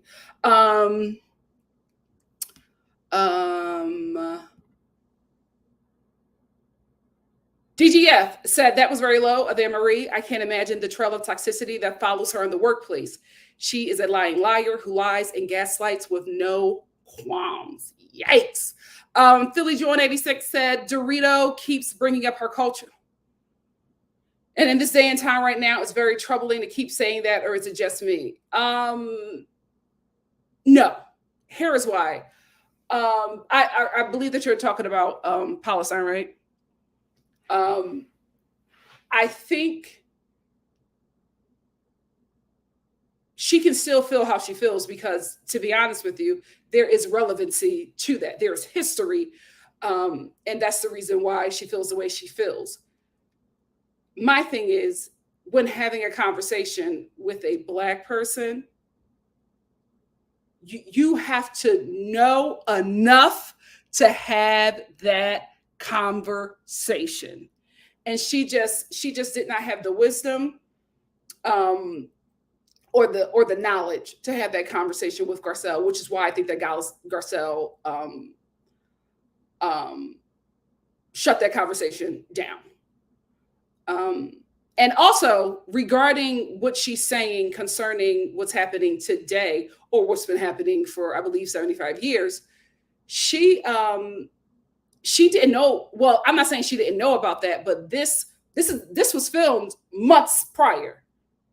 So I understand that, but I don't think that she would have said that. I don't know what filming is going to be like now. Child, they probably act like it ain't even, they don't know what's going on. They don't watch the news. What a time. What a time. Blue Jay said, Dorit just doesn't want to hear. She uses her Jewish heritage to ignore and overshadow, then to truly, she used that to gaslight herself. She absolutely used that to gaslight herself, because the same woman who said that she surrounds her kids with Black people who are the help, she's so sheltered. No, we did not. Well, no, I will say I knew, but she didn't talk about it as much. She rarely does. She rarely does. But very convenient. Very convenient. Like, let's be clear. You still identify with an oppressive power structure. You don't lead with being Jewish. You lead with being white. Don't play with me. Don't play with me. Period.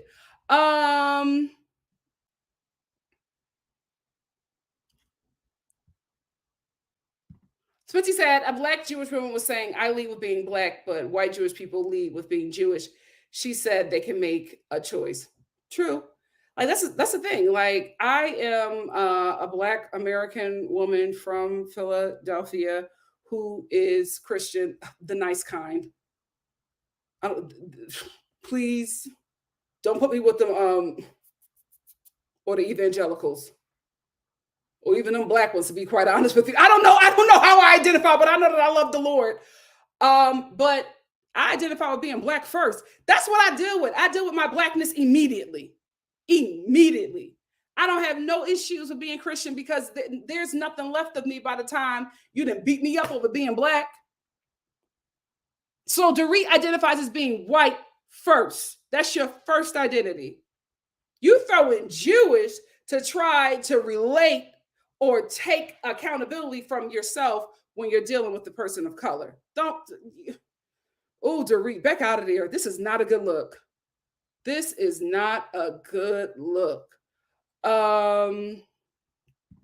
Give Me Shelter said, I think Dorit's whole story was a lie. She most likely third generation American with her fake self. Yeah, she's had several identities on the show. Regardless, Dorit walks through the world as a white person, period. If she faced discrimination, it was religious. Yes, by the same oppressor. That's the thing. Like, you're talking about the discrimination that you face to a Black woman who faces the same on a worser level from the same oppressor.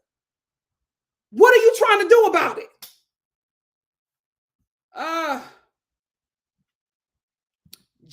Blue Jay says, shocking. Maybe I'm placing too much hope, but Andy, being a Jewish white man, may understand him, and the Black experience is different. Oh my God, yes, you are doing just too much hope. That's not going to happen, baby.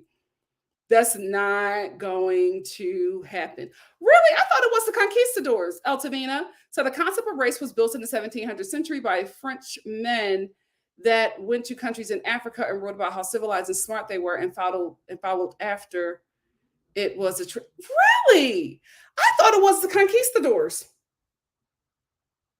And didn't they do that to Haiti and the DR? Right, Miss Gigi. We were doing so good.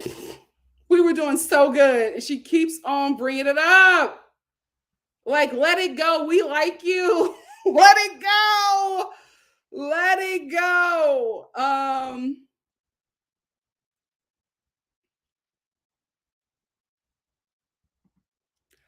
Crystal is an easier target. Garcelle is not safe. Those ladies learned. They can't come for Garcelle. They can come for Anne-Marie, but they can't come for Garcelle. Absolutely not. They learned.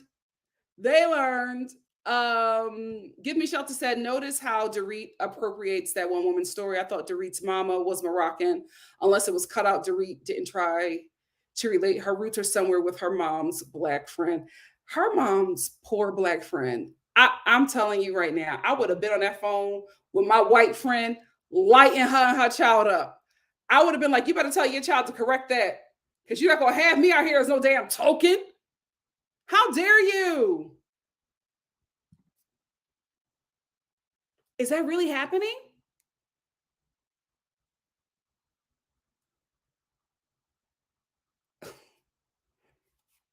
I hate to say it, that's going to be iconic. Iconic TV. Iconic Merce and the purse. Oh, she was drunk boots. Boots. Yeah, DGF said, drunk Erica let the brain power slip out. Child, when she slipped and regained her balance on the way to bed, I fell out. She was fun. She was a really, really, really fun. She is. Remember, I was going up for her. She is that girl.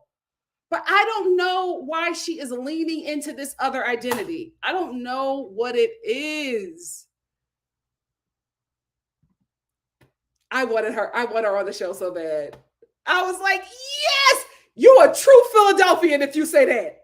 You a true Philadelphian. You've been in that city for generations if you say something like that. Child, yep. Black and Asian communities, we got to do better. We got to do better. Oh, absolutely. And it's all because we season our food. Yes, that's what I have. And it's just as good. It's just as good. Yeah, you got to wear your compression socks. Yep. Yep. You know what, Sister Seth? I tried the coconut aminos, but I tried the one from Trader Joe's. I hated it. If you know a different one, let me know. But the Trader Joe's one was not it for me. Yes, very great. Very, very great. DGF says something was giving Queen of Real Housewives of Beverly Hills with this international dinner. I loved it. This is what we want to see. This is what we want to see. It was so like, this is wealth. This is connections, right? This is the upper crust. I loved it. I loved it. That woman, this is her real life. She don't play this. This is Sutton's real life. For a minute. Then she said he called her, and I was like, oh, who was Merce? I'm so sorry, Sutton. But I'm glad that happened, because that brings the joy and fun in that moment. And I think that was probably Merce doing that. It's always very hard to do something like that, because that's like the end. That means you just got to move on from it. But you have to. And once you move on, life gets so much better, because you're holding yourself in one place and life is calling you all the way over here. Like, we have so many other great things for you. Come on. But you're holed up in your 20s. Because that was, people say that those were the best years of my life. Why? And if you think about it, it's only because you were younger and didn't know as much. Young and dumb and full of cum. That's like the only reason why it was so good for you. No, it gets better. There's so much life to live. Have fun. Have fun. Getting older, right? Aging is a flex. Did you hear that, hater? Let me stop. Whoo, child. Shada said, please like the video to get Nikki to 16K. Let's do it.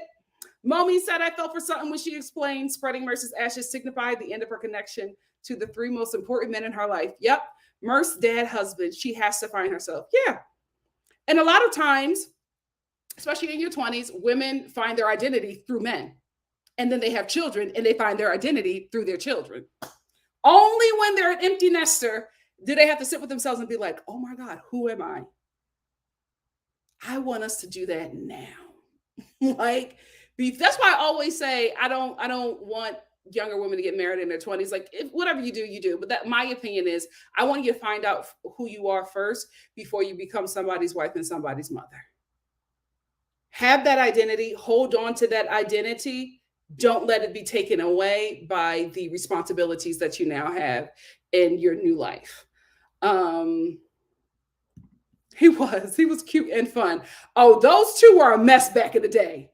Oh, I just know it. I just know it.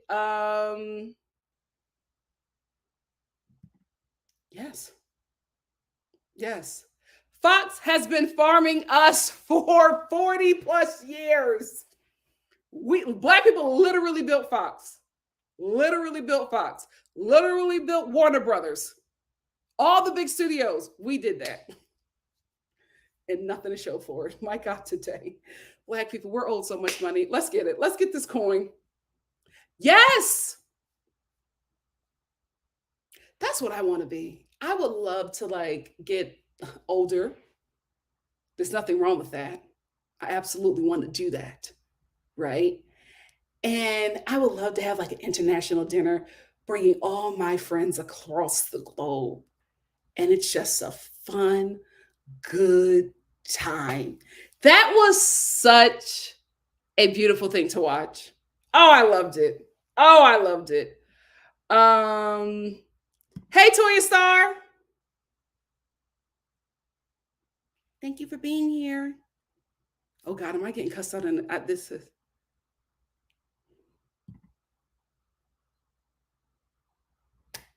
It's the truth. It's the truth. She felt bad. Darn it, I thought she was busy.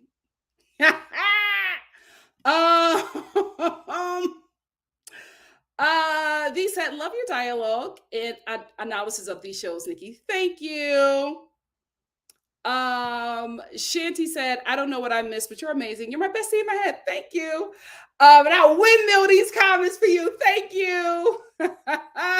Lisa said, greetings. I'll be back for the replay. Girl, I would put timestamps because it gets a little Spitzy said, if you do a membership, sign me up. Absolutely. I absolutely plan on doing more panels. It's just my schedule. We're going to figure that out.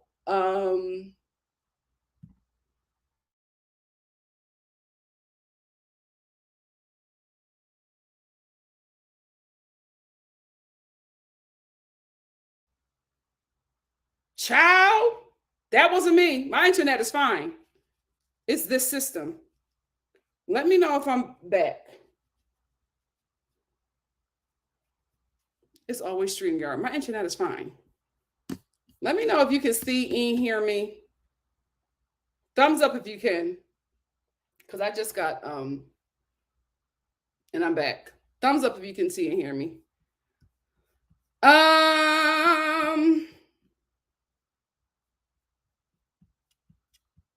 Where was I at?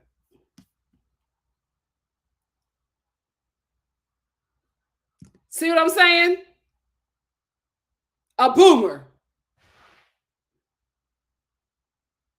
I'm not age shaming. This is who they are.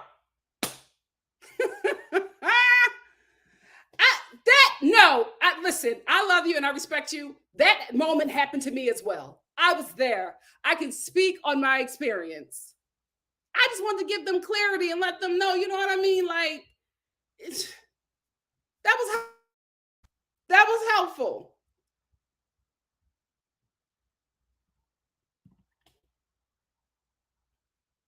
Because she didn't know what the meaning of the terminology that he was using as a Black person. Y'all cannot do that. Y'all could really mess up a lot for people. Just be better about what you're putting in people's comment sections. Don't do that.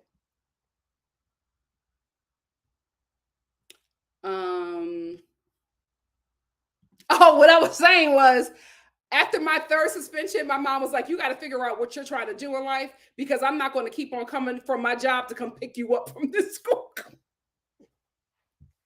She didn't even chastise me from fighting. She was like, stop getting suspended. I told you, my mom is a brawler too. Child. Like, no, seriously. I used to be a brawler. Mama Star. Mom, remember when you beat up the whole neighborhood over Toya? A mess. Mama Star had them hands. I was literally on the phone with my grandma. My grandma called me. She was like, "Where's your mom?" I was like, "She outside fighting." My grandma was like, "What?" I said, "Yeah, she outside fighting." Child, we're delivered. We are delivered. Oh God. Toya.Star said, "Might I suggest they don't come for my sins?" Yes. But we are delivered. We are saved, sanctified. We live for the Lord. We don't do that. We fight the Holy Spirit, not each other. Not each other. Not each other. For we wrestle not against flesh and blood, but against principalities, against powers, against the rulers of darkness of this world, against spiritual wickedness in high places. I don't want to fight you. Let's love one another. Ryan said, and some people forgot, not only are you an actress, but you're a comedian. Thank you. Some people need to lighten up and tighten up. Thank you. Thank you so much. Altavita said, "Nikki, thank you for saying that about Dr. Jackie." Toya.Star. Because given the fact that for years she was bringing awareness for Black women, I will definitely give her grace. People make mistakes. A different perspective. Thank you so much, Altavina. Hey, Miss Brown Sugar. Mommy said, Dr. Jackie said what she said, but there's a way for folks to be called up to the carpet without being crucified. Everyone has problematic ideology, and a lot of us are trying to evolve from that. You're right, which is why I always thank the Lord that I started my YouTube channel after I got delivered from being a Christian idiot. Because my God, today, the stuff that I probably would have been on this platform saying, yikes. Yikes. 8.5 took the mess that Kyle told Sutton and ran hard with it. At least Bill Burr's wife stopped herself at the taco. Who's that? What taco event? What taco event?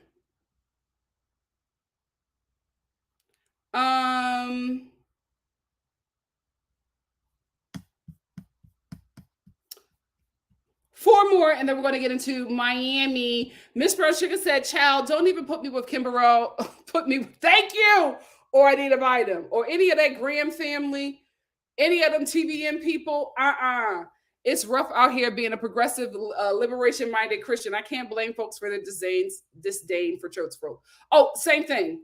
Me either. There's a lot of the church I can't stand, but I love the Lord. I don't know where to go. I love the Lord. I don't know where to go. Miss Brown Sugar said, "We knew Hurricane had a few Shabbat or Passover scenes over the years, but it still has nothing to do with the price of cheese in Wisconsin. You cannot throw out being Jewish when somebody is telling you that you are discriminating against them. That just proves their point. Absolutely. That's the thing. No one can see Jewish for some. They tell people Jewish people are for the most part white. You are right. You are right.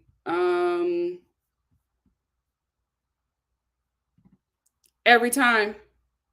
Yep. Every institution, we built it and make no money off of it. No money off of it. You know how profitable hip hop is for America? Hip hop alone. And it was started by poor Black American, Black immigrant, and Afro-Latino Black kids in the Bronx, right? The South Bronx, the South Bronx. And you think that money is going to any of those communities? The Bronx should be wealthy. Wealthy. It's not. Not. Mother had me heated. I was about to say that comment to Mama Star, but I said, child, I'm not doing it. Momi said, Issa Rae said after canceling Rap S that I read that article, that she wanted to create an independent platform for shows instead of depending on major platforms. Black folks are well overdue for that. Absolutely. They'll try to dismantle it, I hope she has a lot of power behind that, because it's going to try to be dismantled at all costs. Tracy says, shout out to the NikkiStar replay gang. Thanks for watching. Please remember to like this video, leave a comment, subscribe to the channel if you haven't, and share the video to your social media. Thank you. Thank you so much. Let's get into Miami. Julia, who I had no idea had a son. Did y'all know that about Julia? I didn't know that she had a son. So in this episode, the ladies go to opening episode. In the opening of the episode, the ladies go to a church. Julia says, I don't do church and I don't do religion. And here is why. Her son, Maximilian, was killed by his nanny. She said that she was looking for a nanny. She found one who was a nurse and a nanny and basically got great reviews. And she hired her to help her take care of her son.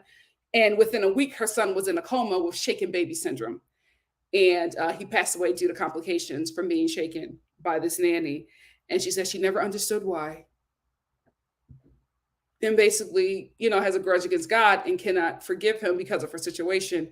And because of that, she doesn't do religion and she doesn't do church. It was just a heartbreaking moment for her. Absolutely understandable. No way judging this woman. I did not know. I did not know that. And then she said, was just, this whole section got my heart. She said, that's why I am so passionate about animals, because she wanted to take her life. I think at that point, Maximilian was her only child. And she said she wanted to take her life. And she said the reason why she didn't take her life is because she had a Cocker Spaniel.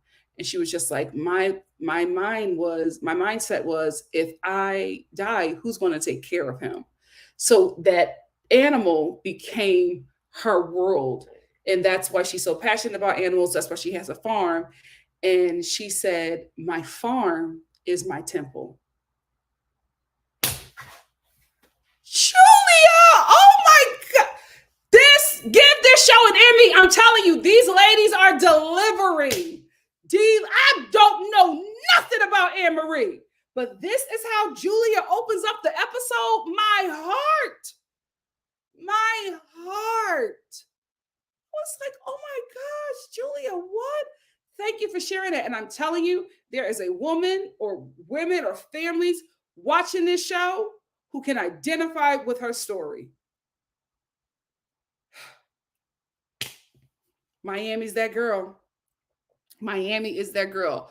And then that's why because the ladies are going to like this famous church there, and they're praying to Guadalupe, who is a saint that Alexia said helped her heal and be able to get through the time when her youngest had his accident. And she was like, Guadalupe, help me through that.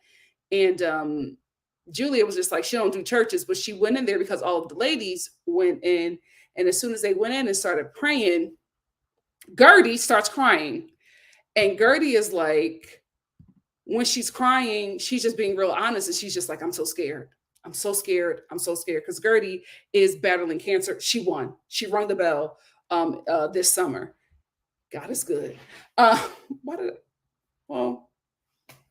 is a Black woman.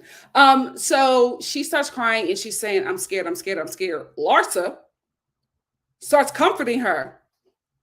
Gagged me. Then Alexia starts crying and she was like, Guadalupe will help you. She helped me through the most tough time of my life. I know she'll help you through this. Then when Alexia starts crying, all the other ladies starts crying and they just start coming around, finally showing compassion for Gertie. And then the cameraman pans out and you see all the ladies in this beautiful temple crowding around their friend, hugging her as she cries about her recent cancer diagnosis. And it's just silence as the camera pulls out. And we get this wide shot of them. Give this show an Emmy. Chills. I'm getting chills just talking about it. What housewife show is doing this? Andy, you have to put the right marketing budget behind Miami. The ladies are delivering. Nobody, no housewife show on your channel right now on your network is catching Miami. That shot in itself, I was like, oh, we got professionals here. Professionals here. Real producers who know how to do their job. My God, today, this is a great show. A great show. And it's about to get better. Beautiful church scene. Then the ladies get on the boat. My God, today the boat was just chaos. The boat was chaos. And I'm telling you, Lisa, you brought that chaos. You brought that chaos to the boat. That chaos demon started jumping on everybody because you brought that energy to the boat, because Lisa is now in settlement negotiations for her divorce with Lenny. And they were talking. Lenny did not want to be recorded. So when she got off the phone with him, she was just like, oh my God, I can't believe him. So Lenny is going to agree to everything in the settlement. Lisa favors that, and she's okay with that. But he's only going to agree if she agrees to never move in with a man or have a man move into a home that she is sharing with the children. I'm like, now you care about the kids, Lenny? Now you care about your kids that you was about to evict so that your teenage girlfriend can move into your home with you? Now you care about them kids and the male images that are being brought before them? My God, today, awful. Women, have your own money. Have your own money, because he's talking to her like that because he knows that the only reason why she was with him for that coin, and he controlled her with it. She even said it. She said, he's still trying to control me. He's still trying to control me. If Lenny was messing with Elisa that came into the relationship with Coin, he would have never had the cojones to tell her that.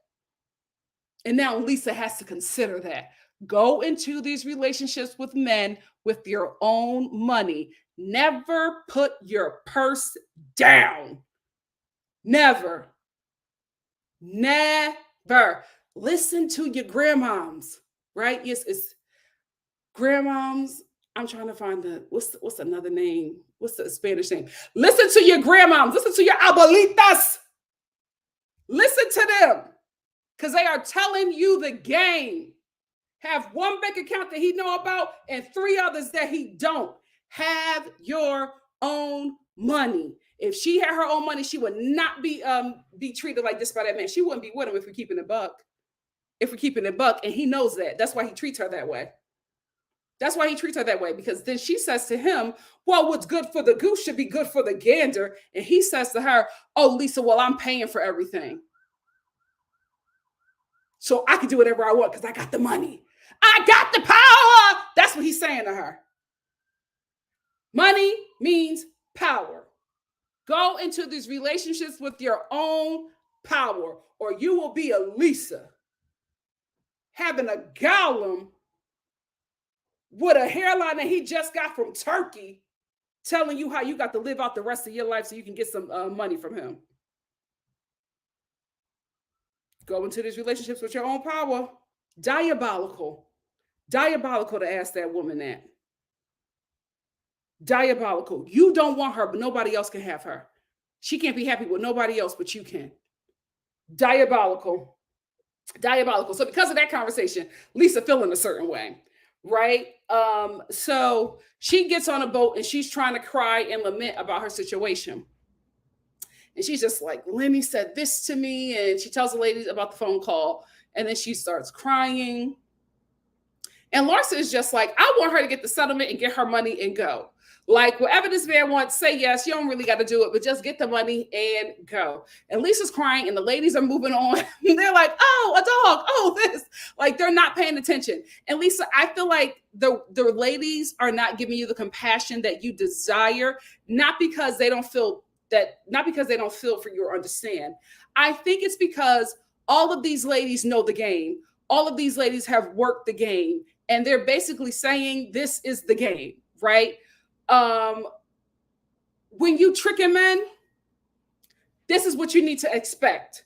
So this is why you got to move on quickly to the next trick, and not sit here and feel sorry about yourself, because this is the game that you entered into. I think they absolutely felt bad for her. They absolutely understood. But a lot of these ladies, Lisa included, are a part of the game. They all, a majority of them are all tricking men for a better way of life. So they know what it is. You know what it is. They're like, girl, get up and move on to the next. Get that money so now you don't have to trick no more. Like, this is the game. So Lisa wanted a bit more sympathy, but this, I'm not saying it's not a real relationship. It's a game relationship. It's a relationship of convenience. That is the game. Like, they know what it is. They understand, but they're like, girl, let's keep it buck. You don't want him for the coin. You're not really heartbroken about not having to jump on top of that scary looking man. Like, you don't care. You don't want to be with him either. You glad. You're crying about the money. You're upset about the coin. Understandable. But let's not sit here and play these games that you're crying over your marriage falling apart. You're crying because that bank account you won't have access to anymore. That's why I feel like they were, dealing with her like that. But because she wasn't getting it, Lisa had a little problem. Lisa had a little problem. But I will say this, right? Before I get to there, real quick, this just dropped into my mind. Emilio FaceTimes Adriana, and he FaceTimes her because he wants to make sure that she's okay and prepared for the performance that he scheduled for her at this Pride event that she's going to be working.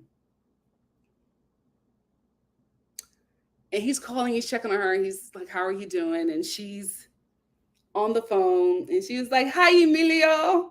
Are you proud of me?" Gloria, I'm sorry. This, even if it's not something, it don't look right. It don't. What's Gloria, get Emilio off this show. This is not a good look because I don't understand what is he getting out of financially. This, are you proud of me, Emilio? I'm just saying, it look a little funny. It look a little funny. That's all I'm saying. Anyway, let's move on. So while Lisa is falling out, Larsa, oh, she has like no awareness, just all over the place. Larsa looks at Lisa while she's mid-tears, and she was just like, I hope you make it work out with your current man, because if not, you're going to have a real problem to finding somebody else because you are really needy. Lisa was like, why would you say that? Larsa was like, because you're like really needy. You just require a lot. And like, if this one don't work out, I feel bad for you because you're going to like just have a really hard time finding somebody else. And Lisa was just like, that's not nice to say. And Larsa was like, well, it's the truth. Girl, what? You basically told this woman that she better make it work with the man she got because ain't nobody else going to want her. Because she's needy and she just needs so much from a man. That might be true, but you don't got to say it to her, or there's a different way to say it to her. So Lisa was just like, well, you're a bully. And Larsa was like, okay. And then they just moved on. That's why I love this show. In this episode alone, there was like 9 fights, but they all moved on in the same scene. So after they move on, they only move on because they see a dog. They see a dog, and then they start seeing these homes, right? These homes that to Americans look like tents or homes that maybe people from a lower class live, or impoverished people live, right? To Americans. But they don't know what these homes actually are, right? So they're like, oh my God, look at how the poor people live. Immediately that hit Kiki. Because I don't have Kiki's picture. God, I deleted Kiki's picture. I'm sorry, Kiki. Let me see if I can find it.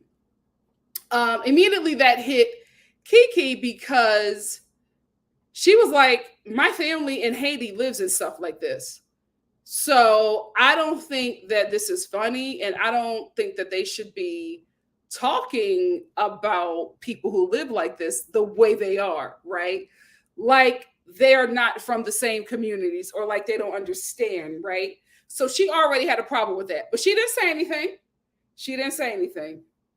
Then Lisa's like, oh, look at those poor, impoverished dogs. Let me throw them some food. And the guy who was, I don't know what it's called, rowing their boat, he was like, ma'am, please don't do that. And they were like, Lisa, stop throwing food to the dog. Like, stop doing it. And Lisa was just like, oh, well, I'm giving them the best meal that they ever had. I know whoever owns them is not feeding them like that. And Kiki was just like, absolutely not. That's what set Kiki off. She was just like, no, don't say that, because you don't know if they are getting better food, if this is the best food that they've ever gotten. You're just assuming that because of how you think these people live. And then everybody else was agreeing with Kiki. So Lisa gets upset and she starts yelling at Kiki and jumping up. And Kiki is like, don't, first of all, don't speak to me like that, and don't jump up. Because if you jump up, then I'm going to jump up. And Lisa's just like, well, jump up. Well, jump up. And then Kiki jumps up and they start arguing. And then Kiki throws a juice box at her. And then Lisa's just like, oh my God, Kiki assaulted me. And then Marisol in her confession is just like, she was assaulted. This boat was so chaotic. So while these two are going back and forth, Lisa is screaming assault. Larsa is just like, well, Kiki is right because of how you're talking to her. You cannot do that. If you jump up in somebody's face, that means you want to fight them. And Lisa was just like, but that doesn't mean that she can assault me. And Alexia was just like, well, you shouldn't have said that. Mama, you don't know if these people are poor, Mama. That's not the thing that you should be saying. And then Adriana was just like, yeah, you don't know if these people are poor. And then Julia's just like, everybody, please stop fighting. While this is all going, Marisol is drinking. So everybody is trying to calm each other down. Gertie starts breaking down crying because this is too much for her. Then Lisa starts crying and she's just like, I'm going through a divorce. And Kiki was just like, okay, don't treat me like that. And then Larson's just like, yes, you cannot treat anybody like that. So the whole table starts arguing. And then Adriana, while everybody is arguing, Adriana's just like, let's pray. What? It's a whole argument going on. Adriana, let's pray. So Adriana starts praying. They don't like how she's doing the prayer. And they're like, shut the hell up. That's a terrible prayer in the middle of this woman praying. Give them an Emmy. Give them an Emmy. So then Larsa starts doing the prayer again. And then they're just like, Lisa, join the prayer circle. And Lisa's like, no, I'm fine. While she's texting her boyfriend, she's like, I'm fine. I don't need to join this. No, I'm fine. So they're in the prayer circle. While they're in the prayer circle, they pull up to this home that has like these dolls hanging from trees or whatever. And all the black girls on the boat are like, oh my God, because they think it's a lynching going on. And the guy is like, no, there was a young girl that drowned here. So the man that lived here threw a baby doll in the water because he started seeing the spirit of the little girl. And he felt like if he threw her a doll in the water, it would occupy her and she wouldn't come up on the land. But he went crazy and started putting more dolls because I guess he kept on seeing the little girl. While he's explaining it, Julia starts thinking about her son, Maximilian, and she starts breaking down crying. Now all the ladies are rallying around her because she is now identifying with her child in this moment. And then the credits for this show rolls. They need to be getting the love, affirmations and standing that Beverly Hills gets. Beverly Hills, although it's a much better season, they don't deliver like this. Every freaking moment of this show, these women are giving us content. Put some respect on Miami's name. That's all I wanted to say. What do you guys have to say? Let's get into it.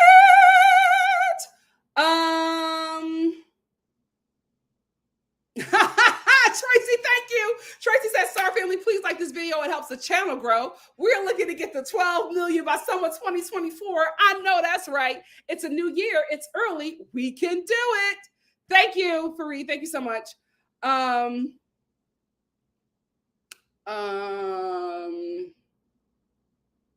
didn't see it. I didn't see that interview. Thank you, Shonda. Tracy also says, shout out to the NikkiStar replay gang. Thanks for watching. Please remember to like this video, leave a comment, and subscribe to the channel if you haven't, and share the channel to your social media. Thank you so much. Momi said my mother was a brawler too when I was coming up, and she's still not above it at 70. Period. C. Golden said, no, what is she? The work police worried about somebody not going to work. Wait, who are we talking about? OMG. I need to get blotters. Thank you. Well, today was a lot. Today was a lot. So I just wanted to make sure this was light and that we're having a good time. Oh, really? I didn't know that, JG. Oh my goodness, I did not know that. I wish she was on the show more often. She's funny. She writes a lot of his jokes. It's always the women, ain't it? If your favorite comedian, if he's married, the wife is writing the jokes. Or she's his content. No shade, I'll never drag nobody from Philly, but Kevin Hart, Terrain, do the research. The first wife wrote all them comedy specials. Momi said, I think there's a difference between being a follower and believer of Christ and being a Christian. The Christians are a lot. Absolutely. I be on my John the Baptist. Real talk. I'm not like them people. I'm like, what's her name? She's always crying on Love and Hip Hop. But the girl is just like, I don't know nothing about that. That's not my life. I'm not like that. That's how I feel about Christians. I don't know nothing about that.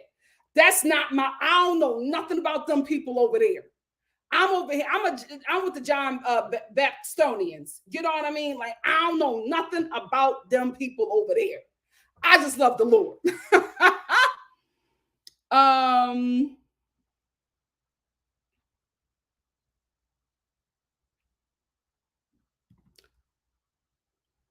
Oh, thank you, Shonda, for putting Billboard's wife Instagram in the comments. She's funny. She's really, really funny. Miss Brown Sugar said, nobody tops my mom before she was delivered. I would be mortified when I was growing up. But now at my big age, I kind of get it. People will try you. Absolutely. I was the same way. I was like, I would be like, Mom, stop. Now I'm like, oh, I understand her. I understand her. I would have fought a bit more if I was her.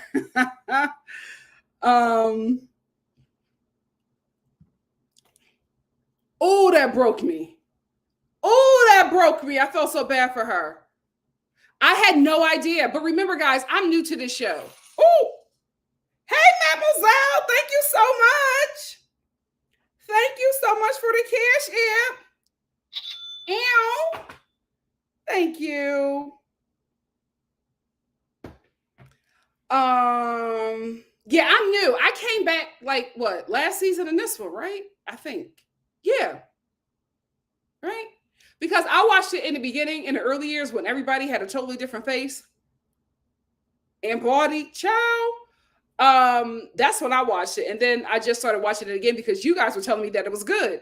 And I clocked in and I have not clocked out since. It's a great show. A great show.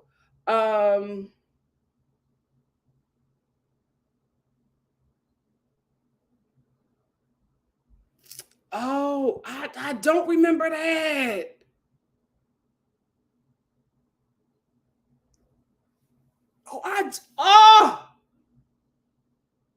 Oh, Julia.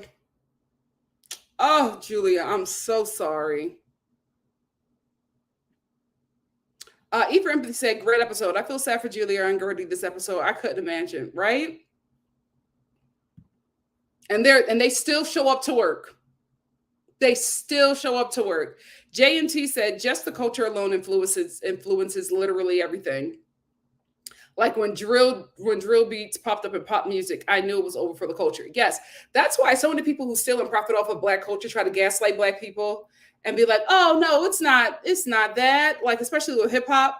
Oh no, it's just music. It's for everybody. It's people's freaking culture. But you know that, right? But you don't want to give the people who created it any kind of financial capital because you're afraid of who they will become free, right? We're still pretty much enslaved. My God, today. My God, today. And you can sue these institutions as much as you want. You can sue Wells Fargo for racial discrimination until the cows come home. They're not going to change because you don't want to give people that you enslaved on this land for so long any kind of power. Because a lot of those institutions are afraid of what they will do with the power because of what they did with the power, right? So their thing is, oh, you're going to come back and you're going to dismantle everything and you're going to do to us what we did to you. To that I say, we are not like you. Darling, please. My people may be a little saucy at the mouth. We're not genocidal maniacs. That's you. That's you. Run me my money, America. Run me my money. And I'm talking about the wealthy. This is not a specific race. Wealthy people in general. That's the problem. Everybody want to break it down into race and sexual identity. It's the wealthy. It's always the wealthy people. But because everybody want to aspire to be a wealthy person, y'all never going to dismantle that system until there's nothing left to salvage. Y'all going to let them destroy everything. Let me stop. This is the Housewives, Nikki. Focus. Me too. Me too. I love this freaking show. Oh, I love this freaking show. Oh, she shared the story during season 4. Remember, that's why Adriana and Gertie got into it because Adriana felt like Gertie was trying. Oh, yes. Yes. Thank you so much. Thank you so much. Thank you so much. Mademoiselle said, poor Julia. They tried to torture her at the end of the episode. I have no idea why people blame God. He has nothing to do with it. We were given free will. People and humans are the problem, not God. Yeah, but I understand. We've all been there. I get it. I get it. I get it.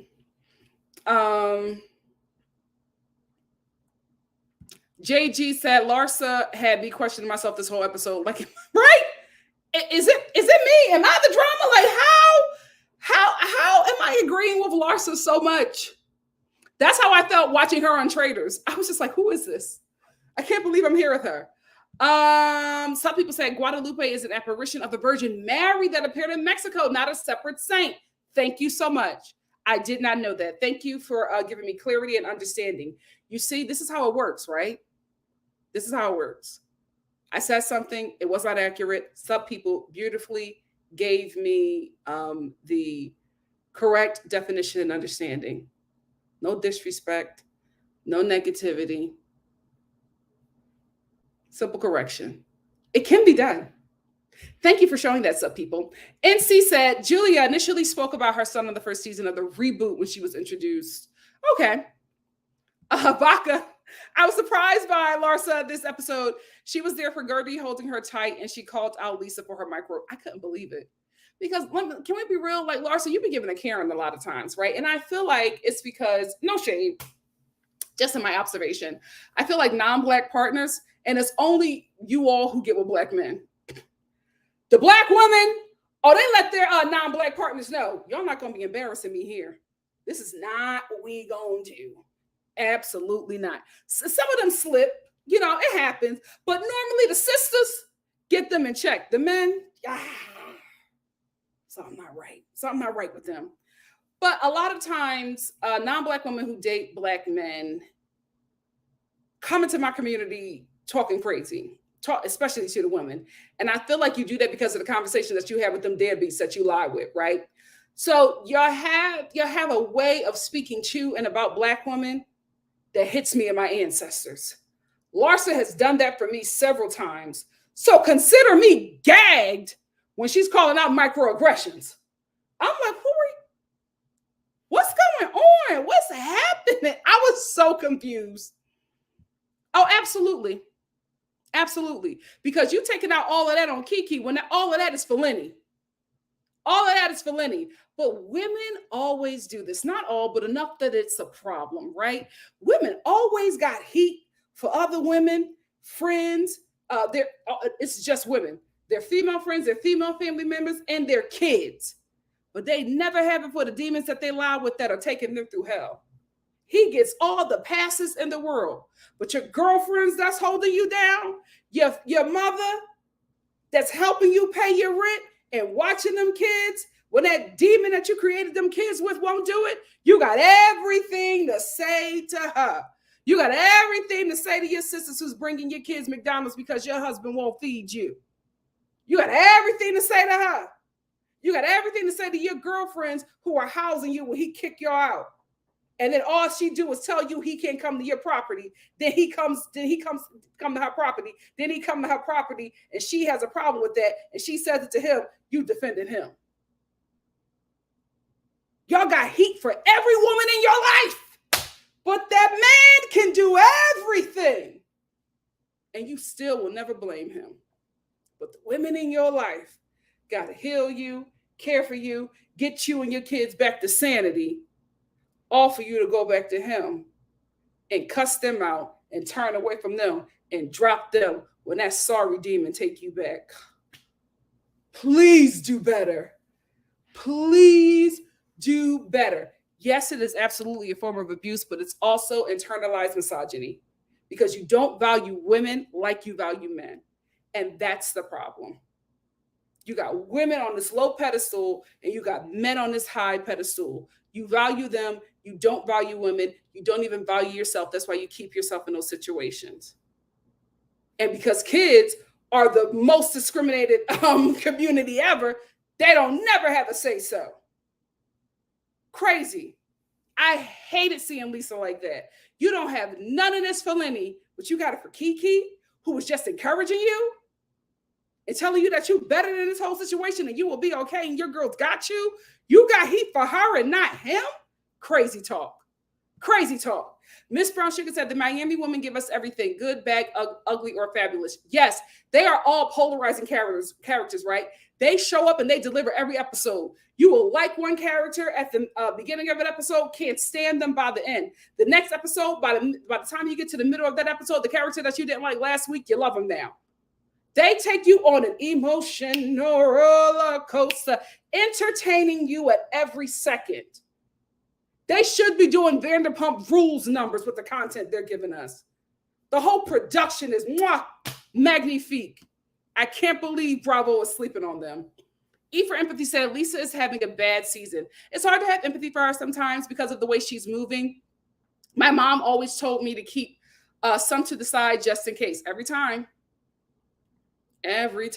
Go into these relationships with money. I was actually watching a TikTok about this girl who was coming out of an abusive relationship. And the comment section broke my heart because it was so many young women talking about how they're trapped financially in their relationships and they cannot get out and they're asking for help and resources. If you broke, don't date. As a woman, don't do it. Do not do it. And do not look at this man for financial security. That's why I'm telling you, when I was at my brokest, I would not date. Absolutely not. Because I knew that if he had money, no shade, because he had money, I'm not attracted to no one, no money. It's a thing. Pray for me if it's wrong. But I knew that I would fall in love with the way he cared for me and overlook things that I would not accept had I had my own coin. So I was like, yeah. And listen, maybe I missed out on the one. Probably not. My man ain't in LA. But it's just, I wanted to go to that relationship full. Because if I was starving, I would have probably accepted anything. Just to get something, just to get, my appetite filled from the poverty that I was in. Go into the relationships with money. Philly John said, it is what it is. She want more money. He want to be done. Why she mad? Take what you can and move on, girl. That's what everybody's saying, especially Larsa. The game is the game. Get your money and get out. Escuche a sus abuelitas or something like that. Amen. Amen, DGF. I will say my 10th, 11th, and 12th grade Spanish teacher will be so disappointed in me. So disappointed. I was so fluent in Spanish. I got an A in my 10th grade Spanish class. I got an A. A second 11th grade Spanish class, A plus. 12th grade Spanish class, A plus. Like I was eating them up. I was Afro Latino, okay? My name was Nicola Robertez. Nicola Robertez. That was my name in Spanish class. And I was like so fluent, so good. I was even tutoring Puerto Rican kids. Because I told you about the Puerto Rican kid that I was tutoring, and I felt so bad for him because his parents would never let him speak Spanish because he had to like deal with the bill collectors and things like that. Like he would have to like go with his mom to like pay bills, and he would be the English speaker. And so he understands it, but he can't speak or write it. They never, when they did that, because they did not want him to I guess be bilingual, or they wanted him to be the American one because he was the only one born here. Well, American, he is American, but you know what I mean. This the English speaker, and so I had to tutor him in Spanish. African American Nikki, tutoring Puerto Ricans. Hola, like don't play with me, But I lost it all. I lost it all. I know one song and that's it. Una vaquita despierta así. Cansa move, pasa por ahí. That's all I know. That's all I know. So disappointed. Sorry, Miss Wheeler. Sorry. I'm so sad. I knew it all. She'd be like, Nicola, cállate la boca. And I'm like, oh, sorry. Gotta be the star student. I don't know nothing else. I gotta get back on it. I gotta get back on my Zoom. Abuelas. Yes. DGF said Larsa may be a little vapid and unaware, but she's savvy in her advice to Lisa. She is. She was really likable for me. No shade. I have not liked Larsa ever. I started liking her on TV shows. I don't know her in person. I started liking her on Traders, and this episode really showed her in a different light to me. Hey sis, how are you? Thank you for being here, Simply Sakina. Miss Brown Sugar said, hex fun, F up fun, escape fun, whatever you want to call it. A woman has to have her own in this patriarchal world. Absolutely. NC said, did y'all see under Lisa's Instagram post, she's responding to people calling her out on her racism. Claims she can't be racist because her mom's Jamaican. Girl, shut up. There are non-Black Jamaicans. Also said, we'll see her mom next episode. Well, I'm interested to see what her mama look like, because there are non-Black Jamaicans. I learned that the hard way. Remember I told you that story about that Chinese Jamaican girl that cussed me out? I was just like, let me tell you something. Like, you cannot be mad at me as a Black American watching like this Chinese person speak patois. Like, that was a lot. That was a lot for me to take in, but she did not care. She did not care. Why the American girl staring at me for? I'm like, excuse me. This is weird for me. I'm sorry. I didn't know this. They don't show you guys on American TV. Hilarious. Out of all that, let's pray. Girl, what? They're fighting. They're fighting.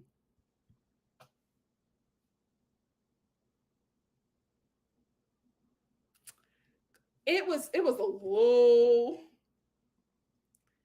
I gotta listen to her music because the stuff in the studio and the stuff that I've heard on the show, I don't know. I just want to know, is it financially beneficial to Emilio? That's what I want to know. Because it's just very weird that a producer at his level would invest so much in this older woman.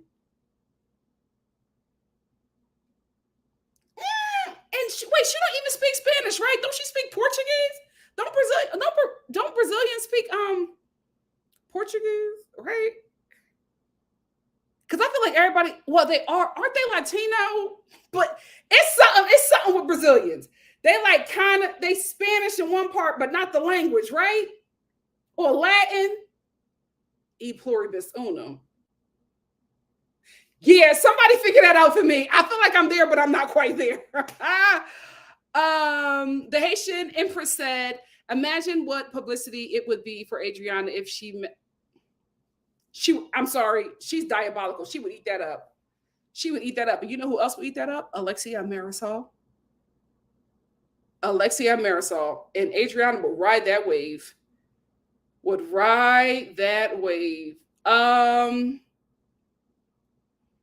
Mademoiselle said, Larsa told the truth this time. She must know something for her to say that to Lisa. She said, you're going to be screwed. Lisa knows the game.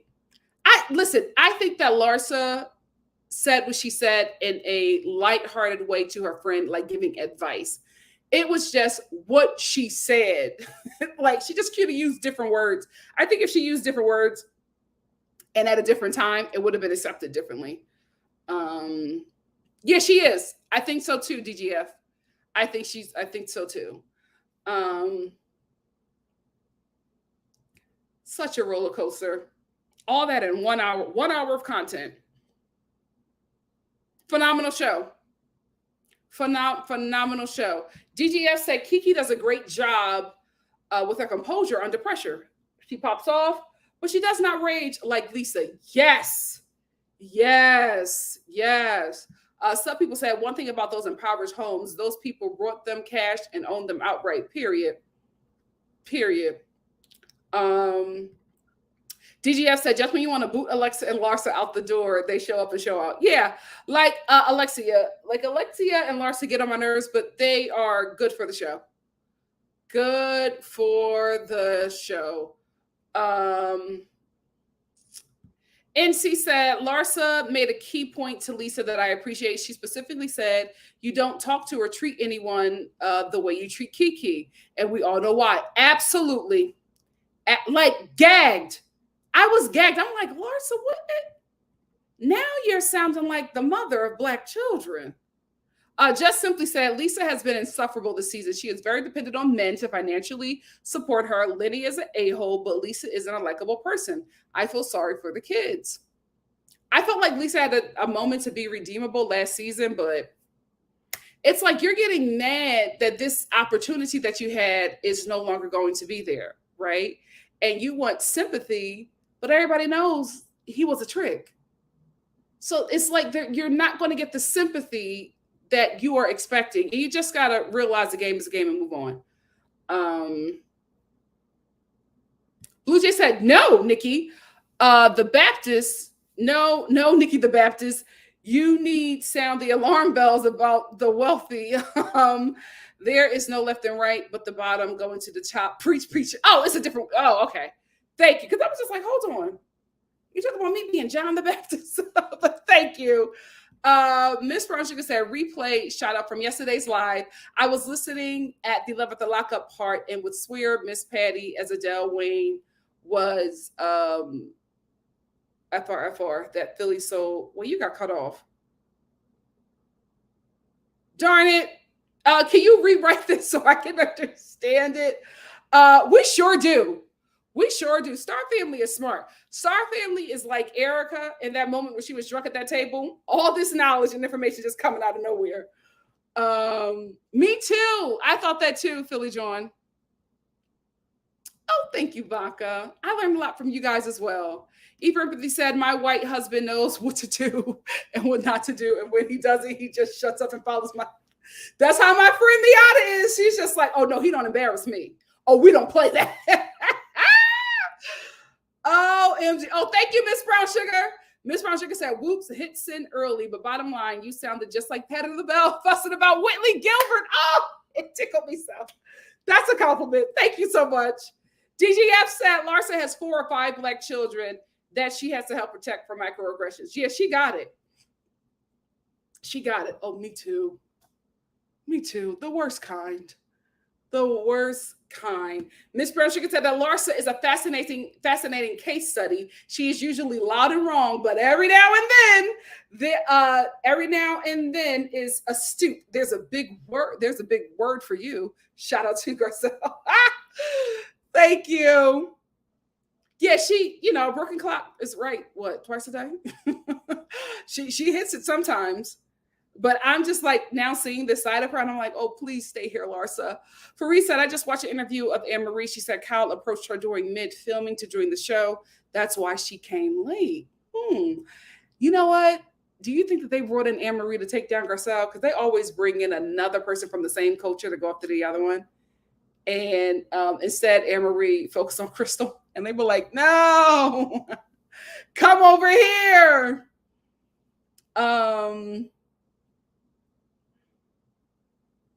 I hope so. I got Duolingo, so we'll see. I haven't used it in a minute though. It's a little too aggressive for me. I need something a little softer.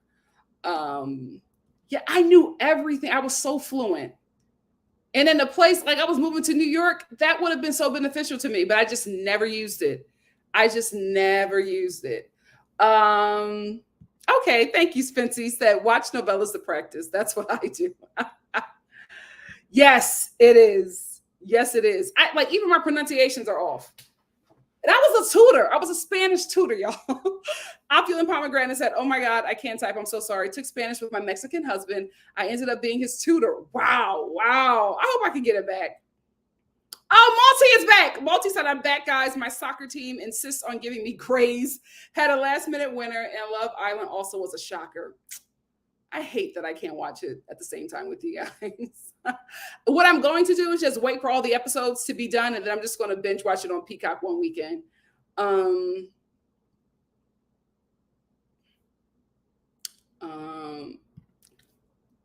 Gagged me. Ate me up. I'm like, just put yourself in my shoes. Like, come on.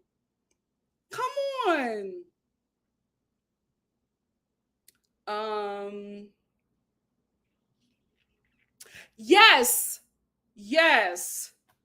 I don't understand vodka. I do not understand. Oh, okay. Teresa said that Adriana speaks Spanish too, but Brazilians do speak Portuguese. Okay. Thank you. I'm learning about the blackest nation outside of Africa. Oh, they speak Portuguese and Spanish, but they speak Portuguese, but aren't they Latino? I know something.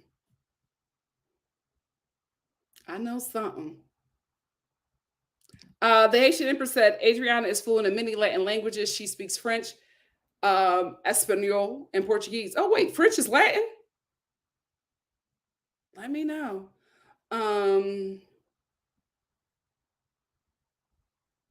That's what I thought so too. But Lisa is acting like we're gonna see Winnie Mandela. So we'll see. We'll see who her mama is. But I thought her mama was white.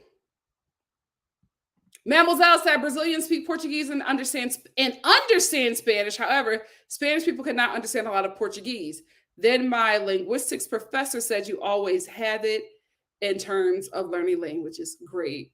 Because I learned Latin in middle school. E pluribus unum is all I remember. Kiyomi does. Hey, said the Spice Girls were fixing to take over the world. Oh, they had already done it at that point. I don't know what broke them up. It was probably Posh Spice, but I don't hold it against her. She's my favorite.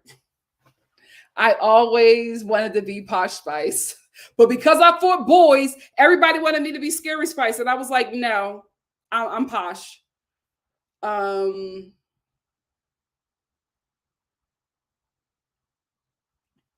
JG said Lisa still hasn't bossed up and created a stream of income with this platform. History will repeat itself. Got to get a job. That's what Larsa is trying to tell her. You got to get a job, honey. You got to get a job. I will say, I think that Lisa and Lenny pretty much have the same temperament because the way he talks to her, she like accepts it as normal. I think that that's just how they talk to each other. Very toxic, very toxic. But when he realizes that you're with, like, this is the thing. Men who, let's keep it buck, look like Lenny and have money know that women who look like Lisa are with them for the money, so they treat them as such, right? They know that they're being tricked, so they treat you as a sex worker. But they marry you, give you a name and all of that stuff because they get a better deal, right?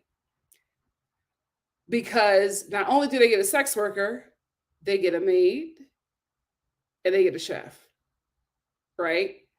But if you don't clean or you don't cook, you take his money and you hire the people who can do that. So they have a sex worker, and if you don't cook or clean, they got a house manager. So you take care of the things that he needs that he doesn't have to worry about.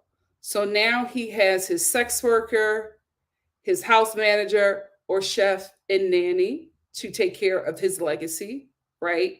And then he has an assistant because everything that needs to make his life better, he makes you take care of that.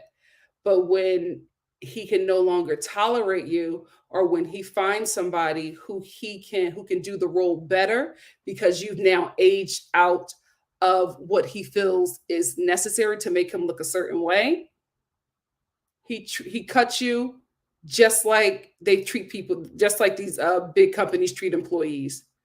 And the women are always gagged. I was your wife. I'm the mother of your kids. No, you were never that to him. Those were the things that you were, which is why when he divorces you, he treats you so poorly because you were never a wife to him. You were never somebody he loved. He tolerated you because of what you did for him and how you made his life better. But see, what's going to happen, right, is that he's really going to fall for a woman that he really wants. And she's going to treat him like he's treated every other woman before her. Happens all the time. It normally happens when they're really old. When they're really, really, really old. Happens all the time. But Lisa, the game is the game. Get your money and get out. Oh, Babel, I heard about that. I will give it a shot. Thank you. Thank you. I believe so too, but Anne Marie got caught up on Crystal.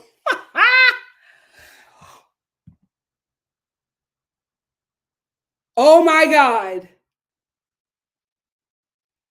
This happens to me too. I dream in Spanish sometimes as well, and it freaks me out. Spanish and French. I can't speak none of it, but in my dreams, I'm fluent. In my dreams, I'm fluent. I have not caught any of Carlos's interviews.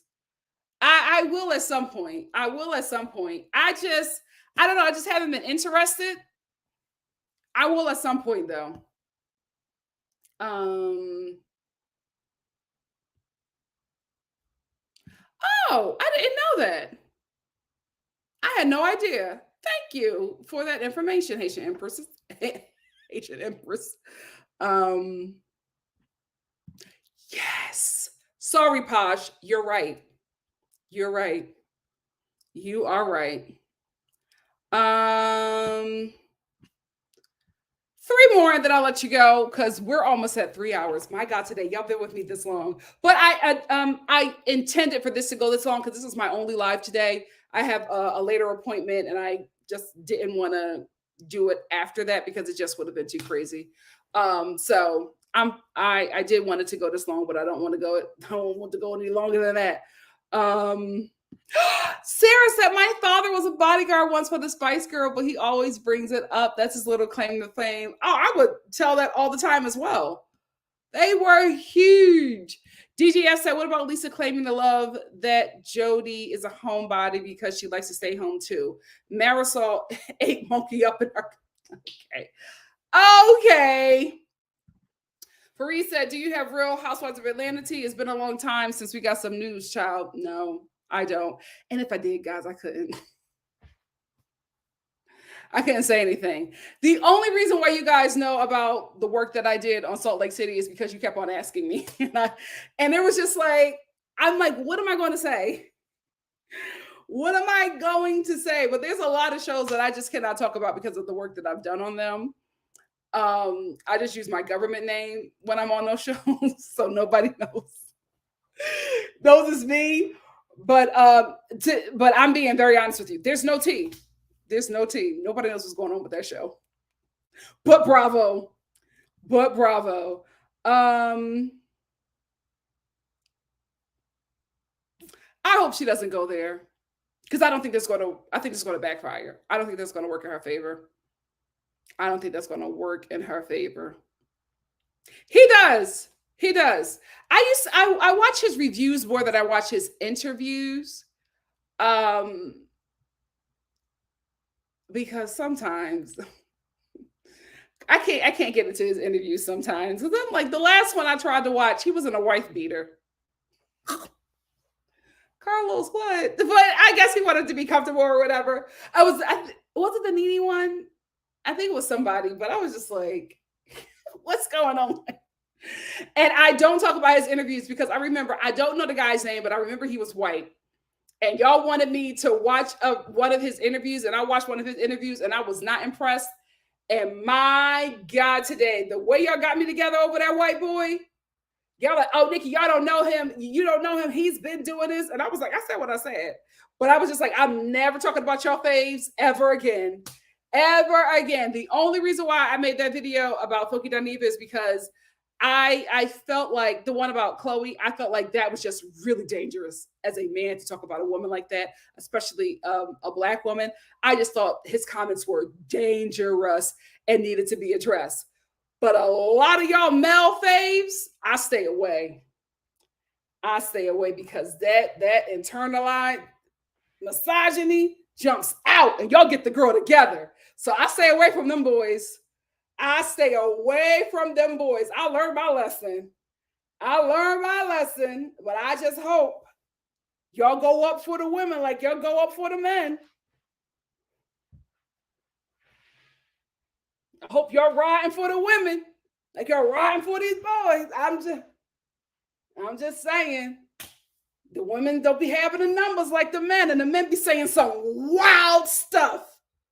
Some wild stuff about your community. Just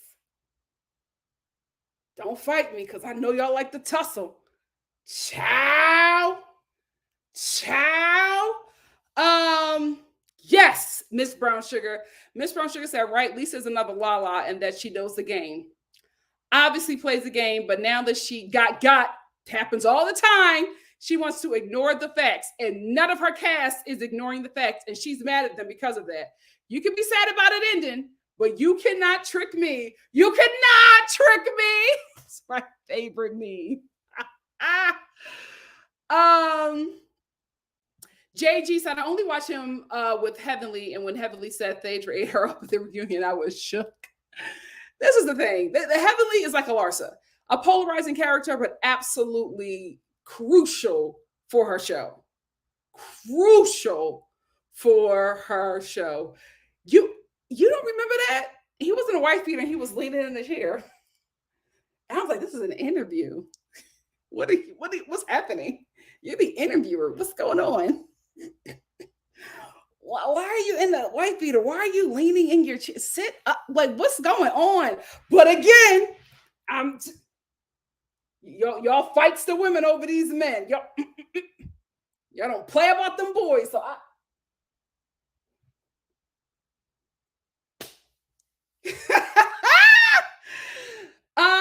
that's the only one I think I really wanted to see was the Nene one. And I watched the Mariah one. Was it good like that? Now that one, that Mariah, oh, she got some tea. She got some tea. Vodka said, and I'm going to end here. Vodka said, I'm writing for my women on YouTube like you. Thank you. I watch the men who are funny to me, but I don't go up because I see that they have everyone else going up for them. It's misogyny. It's misogyny. And the women on here don't get the same love. The women are funnier. I'm going to call it. Let's do it. The women interviewers, the women YouTube, women content creators, period, are clearing these men. Clearing these men off the board. But a lot of these men, especially these reviewers, have huger platforms. They ain't funnier. They ain't saying nothing important. They dragging these women, the women that are watching them, they dragging them, tearing y'all up, calling y'all all kinds of names. And when y'all disagree with them, the way they eat y'all up, it'll be nice if they just blacked your eye. But y'all support these men like crazy. And the only thing I can say is misogyny because the content ain't there. I'm sorry. And I'm not talking about the guys that I like and talk about all the time. But the content ain't there. The content ain't there. I watch a lot of other women reviewers, and I'll be watching like, there's no way you shouldn't have like 5 million followers right now. Why does this guy get all these views from the same people and then some, the same community? And he's not saying nothing. I was watching this. I was about to say the show that I'm talking about that he reviews because I feel like y'all would catch who I'm talking about. But he was talking about this show and the way he talked about Black women, his perspective was so misogynistic. And I was like, let me look at these followers. Because he had a lot of followers and a lot of views. And I was just like, let me look at these followers. I'm hoping this man. I go and look through his followers, all Black women. What the hell is going on? Nobody jumped him in the comment section. Black women. You know what? I didn't see it that way, but now that you said it, misogyny is rotting our brains. It's rotting our brains. My God, the power of the penis is impeccable. I couldn't believe it. I could not, but the things that man was saying, and Black women were eating it up. Black women, Kevin Samuels had a huge following of Black women. Everybody want to put that on Black men. Oh, Black women helped him too. Black women helped him too. We all need a little help. But thank you, Vodka. Thank you. Go up for your sisters. Support your sisters. Because they the ones to give you the real tea. Give you the real content. These men on here. I was like, how are so many people watching this? It was just wrong. Wrong and terrible. Blue Jay said, thank you, Nikki, for another time of laughter, education, and community. Hope you have a good Thursday that you deserve, Queen. Thank you. You too.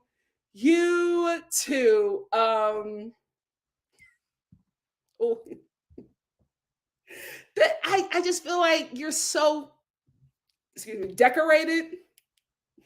But listen, he has a good time. People eat their content up. To God be the glory. If y'all like it, I love it. If y'all like it, I love it. That's what I think so too. But Lord knows how I'm gonna be dressing when I get my abs back. Y'all probably might be saying the same thing about me. Y'all probably might be in the comment section. Nikki, put something on.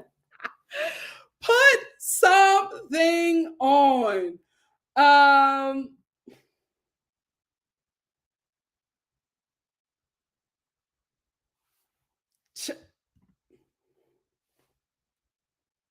Even in the spaces we occupy, because they're making content for women, specifically Black women, and we're putting them at the head of the class. It's our content, our shows, and we're telling them, oh, you lead. Whoo! Whoo!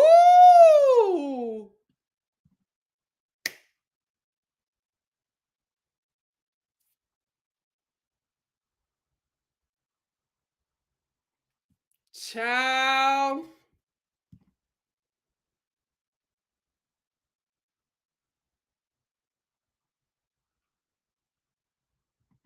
But who gives them that power? Other women.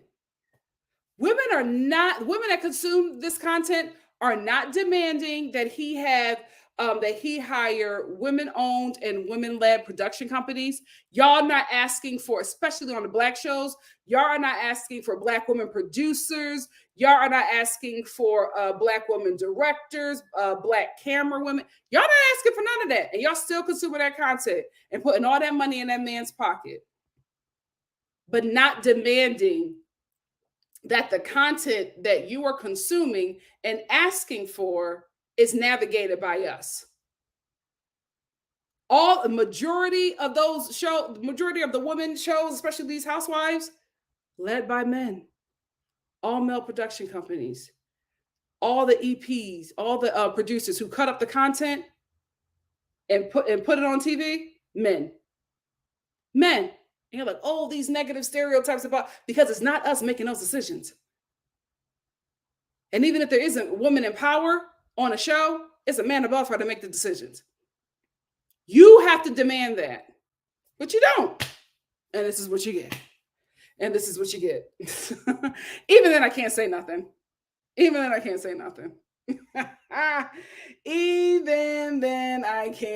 anything. Guys, I'm on the contract. A lot of these shows I can't talk about because they will sue me. Ciao. Anyway, let me get out of here before I get in trouble. I love y'all. Thank y'all so much for hanging out with me. Replay gang, give me a minute so I can put timestamps in the description box. I love you. I'm not talking about any of the guys that I love and go up for. Any of the guys that I've collabed with or worked with or talked about here with you guys, I'm not talking about them, but you on YouTube enough, you'll see.